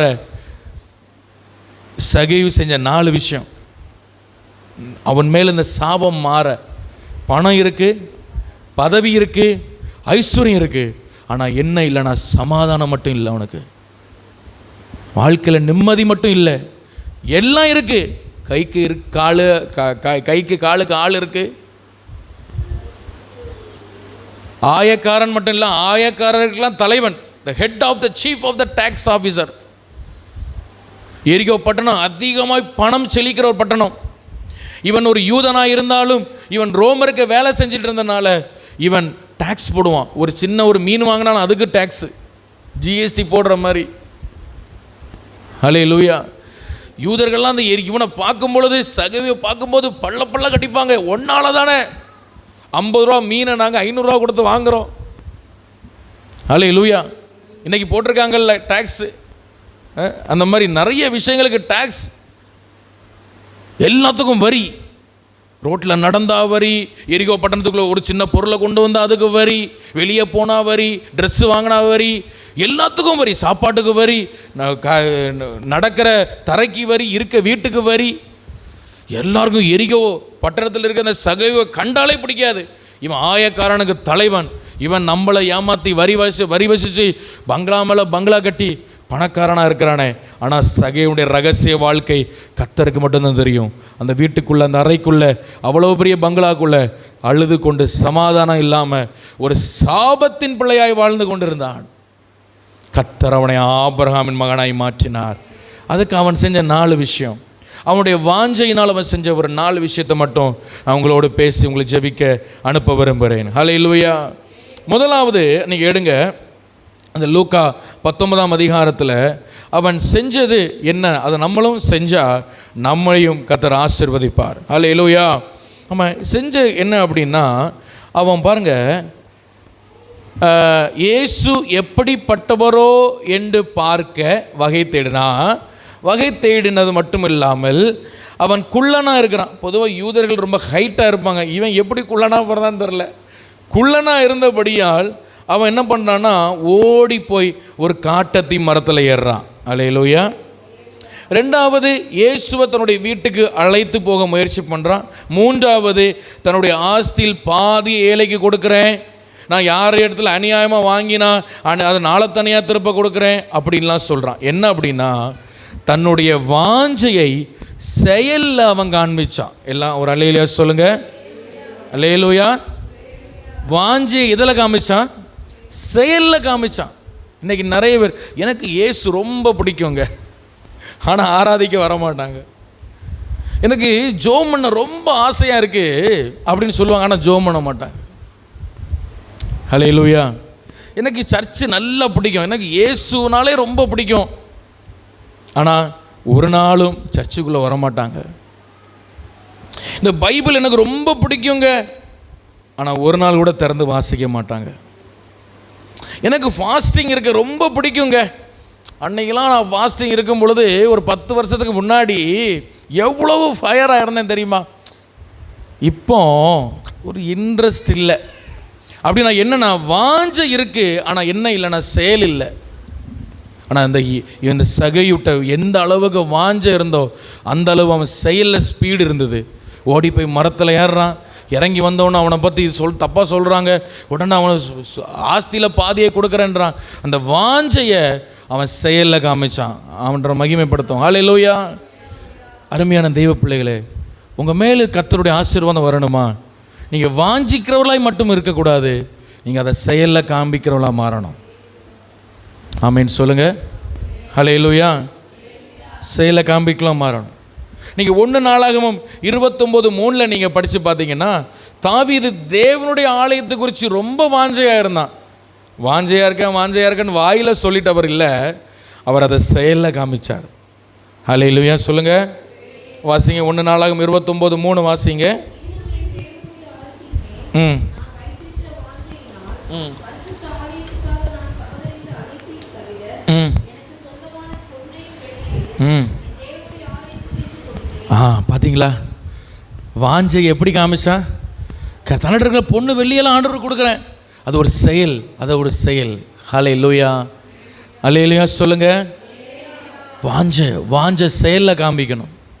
நம்ம உற்சாகமாக கொடுக்குறோமா, நம்ம செயல் எப்படி இருக்குது அதுதான் பார்க்குறாரு. நீங்கள் செயல் சொல்லும் போது வெறும் பணத்தை பொருளை கொடுக்கறது மட்டும் நினைக்காதீங்க, சும்மா தசமாக காணிக்க மட்டும் நினைக்காதீங்க. ஒவ்வொரு நாளும் நம்ம ஜபிக்கிறது, வேதம் வாசிக்கிறது, உபவாசிக்கிறது, கர்த்தரை தேடுறது, ஆவியில் நிரம்பி ஜெபம் பண்ணுறது, ஹல்லேலூயா, ஊழியம் செய்கிறது, எல்லாம் ஒரு வாஞ்சையினுடைய ஒரு தாக்கம், வாஞ்சையினுடைய ஒரு செயல். ஹல்லேலூயா, கர்த்தருடைய பரிசுத்த நாமம் மகிமைப்படுவதாக. சரி, இப்போ இந்த சகையு தன்னுடைய வாஞ்சையை செயலில் காண்பித்தான். அதுதான் கர்த்தர் அவனிடத்தில் முதல்ல பார்த்த ஒரு ஆசீர்வாதமான ஒரு காரியம். அவனுடைய வாஞ்சையை எதில் காண்பிச்சான்னா, அவன் செயலில் காண்பிச்சான். ரெண்டாவது நீங்கள் பாருங்கள், அவன் என்ன செய்தான்? முதல்ல நான் சொன்னேன், கர்த்தர் அவனை ஆசீர்வதிக்க காரணம் என்ன? அவனுடைய வாஞ்சை எதில் காண்பித்தான்? சொல்லுங்கள், சத்தமாக சொல்லுங்கள். செயலில் காண்பிச்சான். வாஞ்சையை செயலில் காண்பி. நீங்களும் உங்கள் வாஞ்சை செயலில் காண்பிக்கிறவளா இருங்க. சரி, ரெண்டாவது, தடைகளை தாண்டி அவன் ஒரு முயற்சி எடுத்தான். என்ன செஞ்சான்? தடைகளை தாண்டி ஒரு முயற்சி எடுத்தான். இப்போ இயேசுவை பார்க்கறதுக்கு ஆசை. யாரை பார்க்க ஆசை? இயேசுவை பார்க்க ஆசை. ஆனால் இவன் இருக்கிற பிரச்சனை என்ன? ஒன்று, இவன் குள்ளன். ரெண்டாவது, ஜன கூட்டம். மூன்றாவது, இவனை அங்கீகரிக்காத ஒரு ஜன கூட்டம். இவனை எப்படிப்பட்ட கூட்டம்? இவன் ஒரு நல்ல மரியாதை உள்ள ஆளாக இவனை வச்சுருந்தாங்கன்னா, இவன் அந்த கூட்டத்துக்குள்ளே போகும்போதே இவனுக்கு எப்படியாவது கொஞ்சம் வழியாது என்ன செய்வாங்க? எப்போ இயேசுவை நான் கொஞ்சம் பார்க்கணும், கொஞ்சம் வழி விடுங்கன்னா, இவன் அந்த பகுதியில் கொஞ்சம் மரியாதையாக இருந்தான்னா என்ன பண்ணுவாங்க? ஒரு வழியை இவனுக்கு விடுவாங்க. இவன் கண்டிப்பாக அந்த கூட்டத்துக்குள்ளே போக முயற்சி பண்ணியிருப்பான். 4 பேர் 4 பக்கம் இருந்து இடி கொடுத்துருப்பானுங்க, எங்ககிட்டே வரி வாங்குற நீ அப்படின்னு. ஆனாலும் இவன் என்ன பண்ணான் அப்படின்னா, ஓடி போய், அதுக்கு முன்னாடி ஓடி போய் ஒரு காட்டத்தி மரத்தில் போய் அவன் ஏறிக்கிட்டான். ஹல்லேலூயா, ஒரு காட்டத்தி மரத்தில் போய் ஏறிக்கிட்டான். அந்த அந்த அந்த வாய்ப்பை அவன் பயன்படுத்தி கொண்டான். வாய்ப்பை பயன்படுத்தி கொண்டான். சரி, பரவாயில்ல, இந்த முறை போட்டு நமக்கு பார்க்க ஆசையாக இருக்குது, இனி அடுத்த முறை வரும்பொழுது நம்ம பார்த்துக்கலாம் அப்படி அவன் நினைக்கல. ஹல்லேலூயா. இதுதான் காட்டத்தி மரம். இப்படி தான் இருக்கும். இந்த காட்டத்தி மரம் ரொம்ப ஷார்ட்டாக இருக்கும், ரொம்ப சின்னதாக இருக்கும், ஆனால் ரொம்ப அடர்த்தியாக இருக்கும். இதில் சீக்கிரமாக ஒரு மனிதன் ஏறி உள்ளே மறைந்து ஒளிந்து இருக்க முடியும். அவ்வளோ ஒரு வாய்ப்புள்ள ஒரு மரம். ஆமென். அல்லேலூயா சொல்லுங்கள். அல்லேலூயா. கவனிக்கிறீங்களா? சொல்கிற எத்தனை புரியுது? ரெண்டாவது, அவன் என்ன பண்ணான்னா, அவனுடைய அந்த வாய்ப்பை பயன்படுத்தி தடைகளை தாண்டி ஒரு முயற்சி எடுத்தான் கர்த்தரை பார்ப்பதற்காக. அல்லேலூயா. நல்ல கவனிங்க. நம்ம அனுதினமும் ஆண்டவரை பார்க்குறோம். எங்கே பார்க்குறோன்னா, ஒரு ஃபோட்டோலேயோ ஒரு ஒரு ஒரு சுரூபத்திலையோ ஆண்டவரை பார்க்குறது அது அல்ல உண்மையான பார்வை. இந்த வேதத்தில் கர்த்தரை பார்க்குறோம். ஒவ்வொரு நாளும் ஜெபிக்கும் போது நம்ம கர்த்தரை பார்க்குறோம். ஹல்லேலூயா. அவரோடு முகமுகமாக நம்ம பேசுகிறோம். ஆனால் என்றைக்குமே நம்ம ஜெபம் நல்லா போயிட்டுருக்குமா அப்படின்னு கேட்டால் இல்லை. சில நேரங்களில் சில தடைகள் வரும். நம்ம ஜெபிக்க முடியாமல் இருக்க சில தடைகள் வரும். கர்த்தரை பார்க்க முடியாமல் இருக்க சில தடைகள் வரும். நம்ம கர்த்தரை கிட்டி சேராமல் இருக்க பிசாசு ஒவ்வொரு முறையும் முயற்சித்து கொண்டே இருப்பான். ஏன்னா ஒரு கிறிஸ்தவனுடைய அடித்தளமே ஜெபம்தான். அந்த ஜெபத்தை முடிக்கணும்னு அவன் அடிக்கடி அவன் போராடுவான். ஹல்லேலூயா. நீங்கள் சபைக்கு வர்றதை கூட அவன் சில நேரம் தடை பண்ண மாட்டான். ஆனால் நீங்கள் ஜெபிக்கிறத, தனியாக ஜெபிக்கிறத அதிகமாக தடை பண்ணுவான். ஆனால் தடைகளை தாண்டி யார் ஒருவர் முயற்சி எடுக்கிறார்களோ அவர்களுடைய வாழ்க்கையில் சாபங்களை ஆண்டவர் ஆசீர்வாதமாய் மாற்றுவார். ஹல்லேலூயா. சரி, இயேசு வந்தவர் அடுத்த தடவை பார்த்துக்கலாம் அப்படி அவன் சோம்பேறியா இல்லை. அவன் ஒன்று தெரியுமா? இயேசு தன்னுடைய வாழ்நாள் 33 வயசு தானே இயேசுக்கு ஆச்சு. இனி ஒரு 80 வயசு வரை வாழ்வார். இனி எப்போவாவது வராமலே இருப்பார் எரியோவுக்கு. அப்படி அவன் நினைக்கல. உங்களுக்கு தெரியுமா, அந்த பைபிளில் சகேவு பார்க்க தான் இயேசு கடைசியாக எரியோவுக்கு வந்தார். அதுக்கப்புறம் எரியோவுக்கு அவர் வரவே இல்லை. அப்படியே போனார், எருசலேம் போனார், மரித்தார், அப்புறம் பரமேறி போயிட்டார். அந்த வாய்ப்பை அவன் பயன்படுத்தி கொண்டான். ஹல்லேலூயா. 33 வயசு தானே ஆச்சு, எப்படியும் ஒரு 80 வயசு வரை இருப்பார். ஆள் பார்க்க ஸ்ட்ராங்காக தான் இருக்கார். இனி அப்புறம் பார்த்துக்கலாம். நம்ம அந்த நழுவ விடலை, கிடைச்ச வாய்ப்பை பயன்படுத்தினான். அதுபோல் நம்முடைய ஆவிக்குரிய வாழ்க்கையிலும் நம்ம ஜெபத்தை, கர்த்தரை பார்க்கறதற்கு நமக்கு இருக்கிற வாய்ப்பை, ஜெபத்தை பயன்படுத்துங்க. நாளைக்கு ஜெபம்லாம் நினைக்காதீங்க. நமக்கு தான் இன்னும் டைம் இருக்குல்ல, அப்புறம் ஜெபம் பண்ணலாம் நினைக்காதீங்க. சில தடைகள் வந்தாலும் அந்த தடைகளை தாண்டி முயற்சி எடுக்கிற அந்த விடாமுயற்சியோடு கர்த்தரை பின்பற்றுகிற ஒரு மனுஷனுக்கு கர்த்தருடைய வாழ்க்கை இருக்கிற சாபங்களை ஆசீர்வாதமாய் மாற்றுவார் என்பது நிச்சயம். ஹல்லேலூயா. அதனால தான் இயேசு சொன்னார், ஒருவன் என்னை பின்பற்றி வர விரும்பினால் அவன் தன்னைத்தான் வெறுத்து தன் சிலுவை எடுத்துக்கொண்டு என்னை பின்பற்றி வர கடவன். ஹல்லேலூயா சொல்லுங்க. ஹல்லேலூயா. கிறிஸ்தவ வாழ்க்கையில் தடையே வராதுன்னு நினைக்காதீங்க. இந்த ஆவிக்குரிய வாழ்க்கையில் பிரச்சனையே வராதுன்னு நினைக்காதீங்க. இன்னைக்கு நம்ம இந்த ஆவிக்குரிய வாழ்க்கையில் கால் எடுத்து வச்சோமோ அன்னைக்கே பிசாசுக்கு நம்மளை கண் வச்சுட்டான். நமக்கு நிறைய பிரச்சனை இருக்கு. என் நாமத்தின் நிமித்தம் தன் குடும்பத்தை இழக்கிறவன் பாக்கியவான் ஆண்டவர் சொன்னார். தன் ஜீவனை இழக்கிறவன் பாக்கியவான் சொன்னார். கிறிஸ்தவ வாழ்க்கைன்னு ஏதோ எல்லாம் கிடைச்சிரும் வாரி சுருட்டிட்டு போகலான்னு அப்படிப்பட்ட எண்ணம் இருந்தால் அந்த எண்ணத்தை மாற்றிக்கொள்ளுங்கள். கிறிஸ்தவ ஜீவியம் இழக்கிற சில நேரங்களில் நம்ம இழக்க வைக்கிறது. ஹல்லேலூயா. உண்மையான கிறிஸ்தவ ஜீவியம் ஒரு வனாந்தரமாக இருக்கிறது. சில நேரங்கள் ஆண்டவர் நம்மளை தனியாக கொண்டு போய் சில இடங்களை விடுகிறார். வனாந்தரமான பாதையில் நம்ம நடத்துகிறார். நமக்கு யாரும் உதவி செய்யாத நிலைகளில் நம்மளை கொண்டு போகிறார். கடினமான முள் தரைகளில் நம்மளை நடக்க வைக்கிறார். கடினமான கண்ணீரின் பாதையில் நம்ம நடக்க வைக்கிறார். இவை எல்லாம் ஏன் கர்த்தர் அனுமதிக்கிறார்னா நம்மை கொஞ்சம் கொஞ்சமாய் உருவாக்குகிறார்.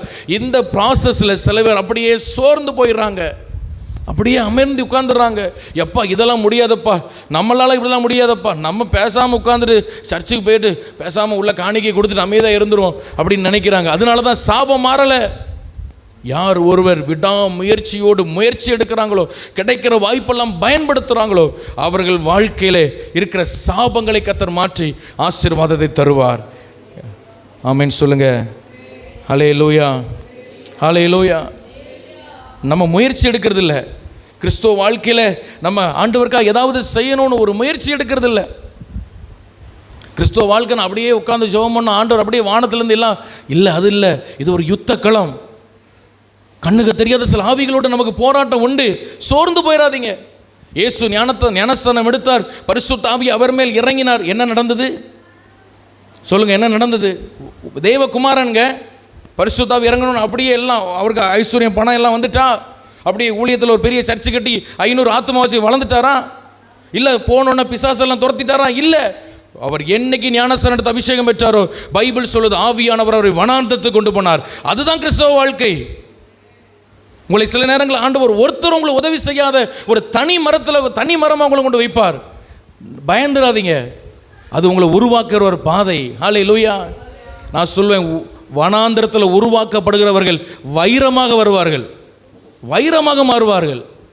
எனக்கு எல்லாரும் சப்போர்ட் பண்ணணும், எல்லாரும் நேசிக்கணும், ஒருத்தரனை வெறுத்துடக்கூடாது. நான் அப்படியே சமாதானமாக பஞ்சு மெத்தையில் ரோஸ் பூவில் நடத்துகிற மாதிரி நடந்து கிறிஸ்தவ வாழ்க்கையை சந்தோஷமாக முடிச்சிடணும். நீங்கள் உருவாக்கவே பட மாட்டீங்க. கடைசி வரை இப்படி தான் உட்காந்துருக்கணும். கர்த்தர் உங்களை உருவாக்க தான் வனாந்தரத்துக்கு உங்களை கொண்டு போகிறார். பிரதர் சிஸ்டர், ஹல்லேலூயா. காட் வனாந்திரத்தில் உருவாக்கப்படுகிறவன் வைரமாக இருப்பான். நீங்கள் பைபிள் ஆதியிலேருந்து வெளிப்படுத்தல் விட படித்து பாருங்கள். எலியாவை எங்கே கொண்டு போனார்? எலிசாவை எங்கே கொண்டு போனார்? யோவான் சனை எங்கே கொண்டு போனார்? சீசனாக யோவான் எங்கே கொண்டு போனார்? பேதுரு எங்கே கொண்டு போனார்? எல்லாரையும் பாருங்கள். ஸ்தேவான் எங்கே கொண்டு போனார்? பவுல் எங்கே கொண்டு போனார்? வனாந்திரத்துக்கு போகிறவன் எல்லாம் வெளியே வரும்பொழுது வைரமாக தான் வருவான். இயேசுவே எங்கே போனார்? ஆனால் அந்த வனாந்திரத்தில் நம்ம முறுமுறுத்துட்டு சண்டை போட்டுக்கிட்டு இருந்தோம்னா முடிவு மரணமாக இருக்கும், சாபமாக இருக்கும். இஸ்ரவேல் ஜனங்களுக்கு இருந்தது போல். ஆனால் அது வனாந்திரத்தை தாண்டி வரும்போது நம்ம ஜெயம் எடுத்துட்டோன்னா வைரமாக வந்துடுவோம், வைடூரியமாக வந்துடுவோம். ஹல்லேலூயா. கர்த்தர் இந்த இடத்துல ஆமென் சோத்திரம் தெளிவாக பேசுகிறார் நான் நினைக்கிறேன். ஒரு சிலரை அப்படி உங்களை கொண்டு போய் கொண்டே இருக்கிறார். நான் தீர்க்க தரிசனம் அந்த வார்த்தை வருது. நீங்கள் வனாந்திரத்தில் போயிட்டுருக்கீங்க, உங்களுக்கு ஹெல்ப் பண்ண யாருமே இல்லை, நீங்கள் தனியாக இருக்கிறது போல் இருக்குது. உங்கள் கையில் சில நம்பிக்கைகள் எல்லாம் தளர்ந்து போகிற மாதிரி இருக்குது. பயப்படாதீங்க. ஆண்டவர் உங்களை உருவாக்குற பாதை அது. ஹல்லேலூயா. ஹல்லேலூயா. இந்த தடைகளை தாண்டி முயற்சி எடுத்தால் தான் அதுதான் கிறிஸ்தவ ஜீவியம். எப்போவுமே ஆண்டவர் உங்களை 4 பேர் உங்களை தூக்கி கொண்டு உட்கார வச்சு ஜெபம் பண்ண வைக்க மாட்டாங்க. உங்களை ஜெபிக்க எப்படி வழி தடுக்கலான்னு பிசாசு பார்ப்பான். இன்னைக்கு ஜெபம் பண்ணிட்டானா நாளைக்கு இவனை விடப்படாதுடா, நாளைக்கு காலையிலே ஒரு பிரச்சனையை கொண்டு வந்துடுவான். ஹல்லேலூயா.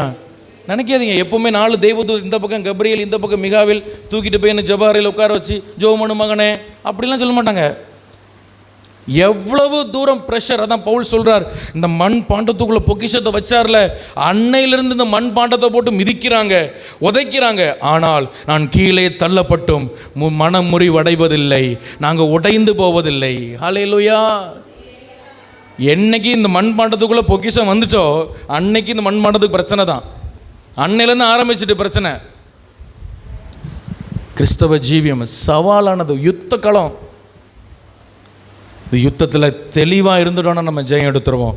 சகையோ எவ்வளவோ தடைகள் இருந்தது, அவனை எவ்வளவோ அடித்தாங்க, அவனை எவ்வளவோ தள்ளுனாங்க, இடித்தாங்க. என்ன தடை இருந்தாலும் அவன் தீர்மானம் பண்ணிட்டான், இன்னைக்கு அவரை பார்த்தே ஆகணும், நாளைக்கு வருவாரான்னு தெரியாது. ஹல்லேலூயா.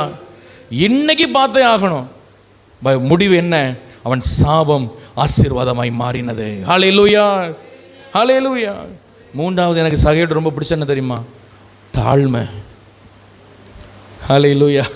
அவ்வளோ பெரிய ஐஸ்வர்யவான். நம்ம சொல்லுங்கள், நமக்கு ஒரு பாக்கெட்டில் ஒரு 1000 ரூபா வந்துட்டாலே நம்ம என்ன, சில பேர் நம்மளை சில பேர் என்ன வருத்தம் வர்றாங்கன்னு அப்படி தள்ளி நடந்துருவாங்க, அப்படி அவங்க நட உட எல்லாம் மாறிடும். இவன் ஐஸ்வர்யவான்னு பைபிளே சாட்சி கொடுக்குது. ஹல்லேலூயா. அவ்வளோ பெரிய ஐஸ்வர்யவான் ஒரு சின்ன பிள்ளை போல நடந்துக்கிறான்.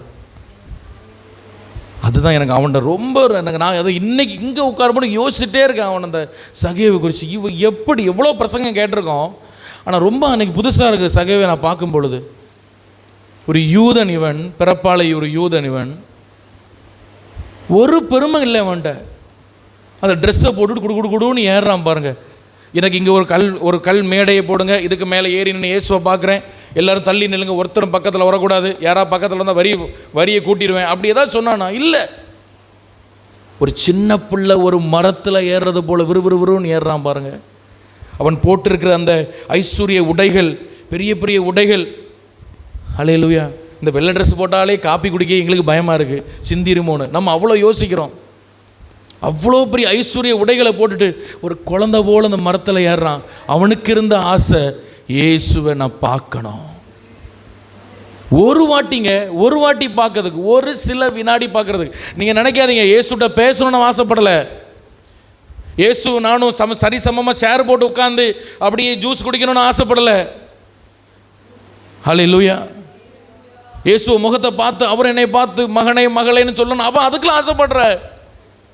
இயேசு என்னை கைப்பிடிச்சி கூட்டிகிட்டு போவார், நான் வீட்டில் உட்கார வைப்பேன், 4 நாள் எங்கள் வீட்டில் தங்குவார். அதெல்லாம் அவனுக்கு தெரியவே தெரியாது. அவனுக்கு இருந்த ஒரே ஆசை இயேசுவை ஒரு 3 செகண்ட் பார்க்கணும். அதுக்கு அவன் எடுத்த இவ்வளவு முயற்சி, 3 செகண்ட் பார்க்கறதுக்கு. அவர் என்னை பார்க்கக்கூடாது, நான் மட்டும் அவரை ஒளிஞ்சிருந்து பார்க்கணும். ஹல்லேலூயா, ஹல்லேலூயா சொல்லுங்க. அந்த தாழ்மை அவன் பைபிள் அழகாக சொல்லி ரொம்ப பிடிச்ச வார்த்தை என்ன தெரியுமா? 4ஆம் வசனத்தில் அவன் போகும் வழியில் முன்னாக என்ன பண்ணான்? ஓடினானா. அவனுக்கு ஒரு 40 வயசு இருக்குன்னு வைங்களேன். ஒரு 40 வயசு ஆளுங்க, மிகப்பெரிய ஐஸ்வர்யவான். அவன் ஓடினா என்ன மாதிரி கேலி பண்ணியிருப்பாங்க அவனை பார்த்து. அல்லேலூயா. அந்த மரத்தில் ஏறும்பொழுது அவனை எத்தனை பேர் கேலி பண்ணியிருப்பாங்க. ஆனால் அவனுக்குள்ள அவன் யாரையுமே அவன் பார்க்கல. அவன் ரிஸ்க் எடுத்தான். அவன் என்ன பண்ணான்னா ரிஸ்க் எடுத்தான். ஒரு சில மணி நேரம் இயேசுவை பார்ப்பதற்கு, ஒரு சில வினாடி இயேசுவை பார்ப்பதற்கு. நான் சொல்லுவேன், நம்முடைய தாழ்மை தான் நம்முடைய ஆசீர்வாதத்தின் ரகசியம்.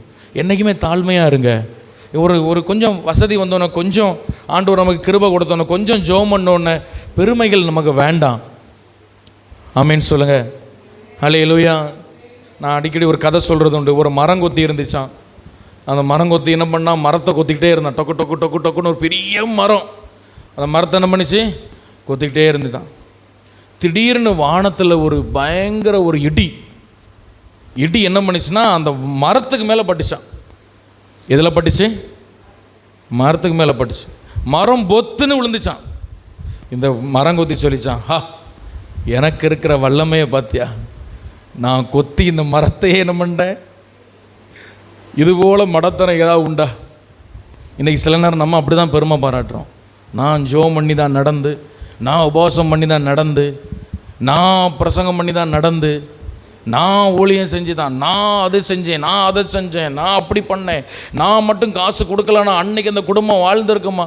இந்த மாதிரிப்பட்ட பெருமையான பேச்சுக்கள்லாம் வேண்டாம். நமக்கு மேலே ஒரு வல்லமை இருக்குது, மறந்துடக்கூடாது. ஹல்லேலூயா. நம்ம சாதாரண மரக்கொத்தி தான். ஆமென் சொல்லுங்கள். தாழ்மை. ஹல்லேலூயா. நாலாவதாக கடைசியாக இவன் இயேசு சொல்கிறார், இவன் நினைக்கவே இல்லை, சகேவுன்னு பேர் சொல்லி கூப்பிட்டார். நான் நினைக்கிறேன் அவங்க அம்மாவுக்கு அடுத்தது அன்பாக கூப்பிட்டது இயேசு தான் அவனை. ஹல்லேலூயா. அது வரைக்கும் அவனை எல்லோரும் பிடிச்சி ஏசிருப்பாங்க. அவங்க அம்மாவுக்கு அப்புறம் அவனை அன்பாக கூப்பிட்டது இயேசு தான். சகேவே. அவன் உள்ளேருந்து எட்டி பார்க்குறான். என்னவா, நீ கீழே வா, உங்கள் வீட்டில் நான் தங்கணும். அவனுக்கு சந்தோஷம் தாங்கலை. ஹல்லேலூயா. ஹல்லேலூயா சொல்லுங்கள். அவனால் நம்ப முடியலை. இயேசுவை கூப்பிட்டுட்டு போகிறான். எல்லாம் செலுத்துட்டான், வழியை செலுத்துட்டாங்க எல்லாரும். நீ அவன் வீட்டுக்கு என்ன செய்யக்கூடாது, போகக்கூடாது, அவன் பாவியான மனுஷன் அப்படின்னு. இவனுக்கு பயம் வந்துட்டுது. ஐயையோ, இயேசு என் வீட்டுக்கு வரமாட்டாரோ, இயேசுவை நான் இழந்துருவேனோ. என்ன பண்ணான் தெரியுமா? நாலாவதாக இயேசுவுக்காக தன் ஆஸ்திகளையே இழக்க ஆயத்தமாயிருந்தான். ஹல்லேலூயா.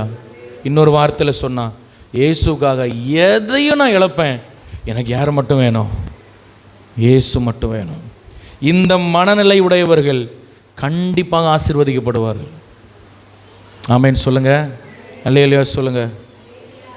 இன்னைக்கு ஜெபம் பண்ண என்ன கிடைக்கும்? அப்படி இல்லை. எதனாலும் நான் இழப்பேன், நான் இதை மட்டும் இழக்க மாட்டேன், இயேசு மட்டும். ஹல்லேலூயா. அவன் ஸ்பீடாக சொல்கிறான், என் ஆஸ்தியில் பாதியை நான் கொடுக்குறேன், அவன் சம்பாதிச்சதில் பாதியை கொடுக்குற சொல்கிறான். ரெண்டாவது, நான் அநியாயமாக வாங்கினதில் 4ல் 1 கொடுக்குறேன், 4 தனியாக கொடுக்குறேன். 4ல் 1 இல்லை, 4 தனியாக கொடுக்குறேன். பழைய ஏற்பாட்டில் 5ல் 1 அநியாயமாக வாங்கினால் 5ல் 1 தான் கொடுக்கணும், பழைய ஏற்பாட்டு இதுபடி. ஹல்லேலூயா. அல்லேலூயா சொல்லுங்கள். ஆனால் இவன் 4ல் 1 5ல் 1 இல்லை, 4 தனியாக கொடுக்குறேன்ட்டான். அநியாயமாக வாங்குற 4 தனியாக கொடுக்குறேன், என் ஆஸ்தியில் கூட பாதியை நான் எழுதி கொடுத்துறேன், கேண்டனா எல்லாத்தையும் கொடுத்துறேன், என் வீட்டில் நீர் வரணும், எனக்கு இயேசு வேணும். காரணம் என்ன தெரியுமா? இதுவரை அவன் பார்க்காத ஒரு சந்தோஷத்தை இயேசு அவன் பெயர் சொல்லி கூப்பிடும் பொழுது அந்த சந்தோஷம் அவன் இருதயத்தை கவ்வி பிடித்தது. எல்லாரும் கர்த்தரை மகிமைப்படுத்தும். ஹல்லேலூயா. அவனுக்கு பணம் இருக்குது, ஆஸ்தி இருக்குது, அந்தஸ்து இருக்குது, எல்லாம் இருக்குது, வேலைக்காரங்க இருக்காங்க, கார் இருக்குது, பங்களா இருக்குது, எல்லாம் இருக்குது. ஆனால் அவனுக்கு என்ன இல்லை? சந்தோஷம் இல்லை. அந்த மரத்தடியில் இயேசு அவனை பார்த்து சகைவேன்னு சொன்னோன்னு அவனுக்குள்ள ஒரு ஆவிக்குரிய பரிசுத்த சந்தோஷம் அவன் இருதயத்தை கவ்வி பிடித்தது. பைபிள் சொல்கிறது, அவன் சந்தோஷத்தோடு இயேசுவை அழைத்து கொண்டு போனான். அந்த ரட்சிப்பின் சந்தோஷம், அந்த மகிழ்ச்சி அவனுக்குள்ளே வந்தது. ஹல்லேலூயா. அந்த சந்தோஷம் நம்மளால் தாங்க முடியல. இந்த சந்தோஷத்தை, இந்த இயேசுவை நான் இழப்பதற்கு எதுனாலும் இழக்க நான் தயாராக இருக்கிறேன். ஓ ஹல்லேலூயா. ஹல்லேலூயா. இன்றைக்கி சின்ன சின்ன விஷயங்களை இழக்கிறதுக்காக நீங்கள் வருத்தப்படுறீங்களா? இந்த சகைவு அப்படிப்பட்ட ஒரு மனநிலை உடையவனாக இருந்தபடியினால் இயேசுவோடு வாழ்வதாங்க உண்மையான சந்தோஷம். ஹல்லேலூயா சொல்லுங்கள். ஹல்லேலூயா. நினைக்காதீங்க நம்ம பணம், ஆஸ்தி, பொருள்லாம் பெரிய சந்தோஷம் நினைக்காதீங்க. இயேசுவோடு இருப்பது தான். ஒரு பாட்டே உண்டு, இயேசுவோடு இருப்பது என்ன ஆனந்தம்னு ஒரு பாட்டு உண்டு. ஹல்லேலூயா. இந்த பணம் பொருள் தராத சந்தோஷம் இயேசு தரும். நான் சொல்லுவேன், இயேசுக்காக எதையும் இழக்க தயாராக இருங்க. அப்படிப்பட்ட ஒரு மனநிலையோட, ஏசப்பா எனக்கு நீர் மட்டும் போதும் ஆண்டவரே, அப்படி ஜெபம் பண்ணுங்க. நீங்கள் உங்களை ஓட்டாண்டி ஆக்கிடுவார் நினைக்காதீங்க, உங்களை வாழ வைப்பார் அவர். ஹல்லேலூயா. இயேசுக்காக எதையும் இழக்க தயாராக இருக்கிறவனை ஆபிரகாமின் சந்ததியை ஆண்டவர் மாற்றிட்டார். ஹல்லேலூயா. இந்த 4 காரியம் சகேவுக்குள்ள இருந்தது. 1 நான் சொன்னேன், சொல்லுங்க, செயலில் காமிச்சான். 2வது தடைகளை தாண்டி முயற்சி பண்ணான். 3வது தாழ்மையாக இருந்தான். 4வது இயேசுக்காக எதையும் இழக்க ஆயத்தமாக இருந்தான். கர்த்தர் அவனை ஆசீர்வதித்தார். எல்லாரும் முழங்கால் பண்ணிடலாமா? ஜெபம் பண்ணலாம். ஹல்லேலூயா. இந்த 4 காரியம் எனக்குள்ளே இருக்கணும்னு விரும்புகிறவங்க அப்படியே நீங்கள் ஆண்டவருக்கு ஒப்பு கொடுத்து ஜெபம் பண்ணுங்க. ஆண்டவர், இந்த 4 தன்மைகள் எனக்கு வேணும். ஹல்லேலூயா. ஒருவேளை உங்கள் வாழ்க்கையில் சில சாபம் போல் நீங்கள் உணர்றீங்களா? சில ஆசீர்வாத குறைவுகளை நீங்கள் உணர்றீங்களா? ஒப்பு கொடுத்து நீங்கள் ஜெபம் பண்ணுங்க. ஹல்லேலூயா. ஆண்டவரே, ஒரு சாபம் அவன் மேலே மட்டும் இல்லை, அவன் பட்டணத்திலே சாபம் இருந்ததப்பா. ஹல்லேலூயா. அவன் எப்பேற்பட்ட ஒரு மனுஷனாய் கர்த்தர் மாற்றினீர். நன்றி அப்பா, நன்றி அப்பா. ராபாலா ஷிதானா தீடாபாரா கபாலரா லப்துரஹோ ஷிடா ஹந்தடபோ டஹதீனா கபலரபோ. ஹல்லேலூயா. ஷிக்கர ஹந்தலரபோ. ஹல்லேலூயா. நன்றி ஆண்டவரே, நன்றி ஆண்டவரே, நன்றி ஆண்டவரே. ஹல்லேலூயா, ஹல்லேலூயா, ஹல்லேலூயா, ஹல்லேலூயா. நான் சொல்கிற ஒரு ஜெபத்தை மட்டும் சொல்லி நீங்கள் நம்ம எல்லோரும் முடிக்கலாமா? எல்லோரும் சொல்லலாம். இயேசுவே சொல்லுங்கள், என்னை வாஞ்சை உள்ளவனாய் மாற்றும். சொல்லுங்கள், இயேசுவே என்னை வாஞ்சை உள்ளவனாய் மாற்றும். இயேசுவே என் வாஞ்சையை செயலில் காண்பிக்க உதவி செய்யும். என் வாஞ்சையை செயலில் காண்பிக்க உதவி செய்யும்.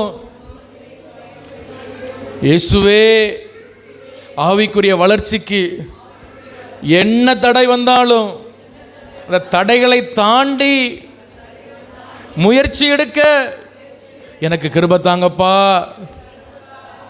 ஆண்டவரே எனக்கு சகைவு போல எனக்கு தாழ்மையை தார ஆண்டவரே. நான் பெருமைப்படக்கூடாதப்பா. என் சிந்தையில் பெருமை இருக்கக்கூடாது, என் பேச்சில் பெருமை இருக்கக்கூடாது. என் இருதயத்தின் ஆழத்தில் இருக்கிற பெருமையை பிடிங்கி எரிய ஆண்டவரே. ஏசப்பா, உமக்காக எதையும் நான் இழக்க ஆயத்தமா இருக்கணும்ப்பா. இந்த அற்பமான உலக சந்தோஷத்திற்காக, இந்த உலக மாயைக்காக, இந்த பண பொருளுக்காக, இந்த ஆஸ்தி அந்தஸ்துக்காக, இந்த உலக மனுஷனுக்காக உங்களை நான் இழந்துடக்கூடாது ஆண்டவரே. எனக்கு கிருபை தாரோன்னு சொல்லி எல்லாம் கரம் தட்டி ஆண்டவரை ஸ்தோத்திரம் பண்ணுங்க. ஓ ராபாலா ஷடபாலா திரபா திரபாலா கபாலா பரபா ஷிடபாலா பரபல பரபரபா. கிருபத்தாரும் கிருபத்தாரும் கிருபத்தாரும். இயேசுவுக்காக எதையும் இழக்க, எந்த சந்தோஷத்தையும், எந்த உலக ஆசபாசங்களையும், எந்த காரியத்தையும் இயேசுவுக்காக இழக்கிற கிருபைகள் துடாபா ஷிண்டடா பௌரா கபாலா பரபல பரபா. ஓடாபா ஷிண்டடா தீரபா. மனிதனை பிரியப்படுத்துகிற காரியங்கள் வேண்டாம். துடாபா கபா ஷடா மௌதலா. ஹல்லேலூயா, ஹல்லேலூயா, ஹல்லேலூயா, ஹல்லேலூயா. அழிந்து போகிற பண பொருளுக்காக இயேசுவை இழந்துடக்கூடாது ஆண்டவரே. ஆமென், ஆமென், ஆமென், ஆமென், ஆமென். இந்த அநித்தியமான பாவ சந்தோஷங்களுக்காக நான் இயேசுவை இழந்துடக்கூடாது சொல்றவங்க ஒரு விஷயம் கூட கரம் தட்டி அந்த அபிஷேகத்தை ஆண்டவர்கிட்ட கேளுங்க. தீராபாலா கபாலரபா துடாபாலாபா ஷிடபரபலபரபரபரபரபா. அபிஷேகி ஆண்டவரே, ஒவ்வொருவரை அபிஷேகி, ஒவ்வொருவரை அபிஷேகி ஆண்டவரே. கிருபை ஒவ்வொரு மேலே இறங்கட்டும் ஆண்டவரே.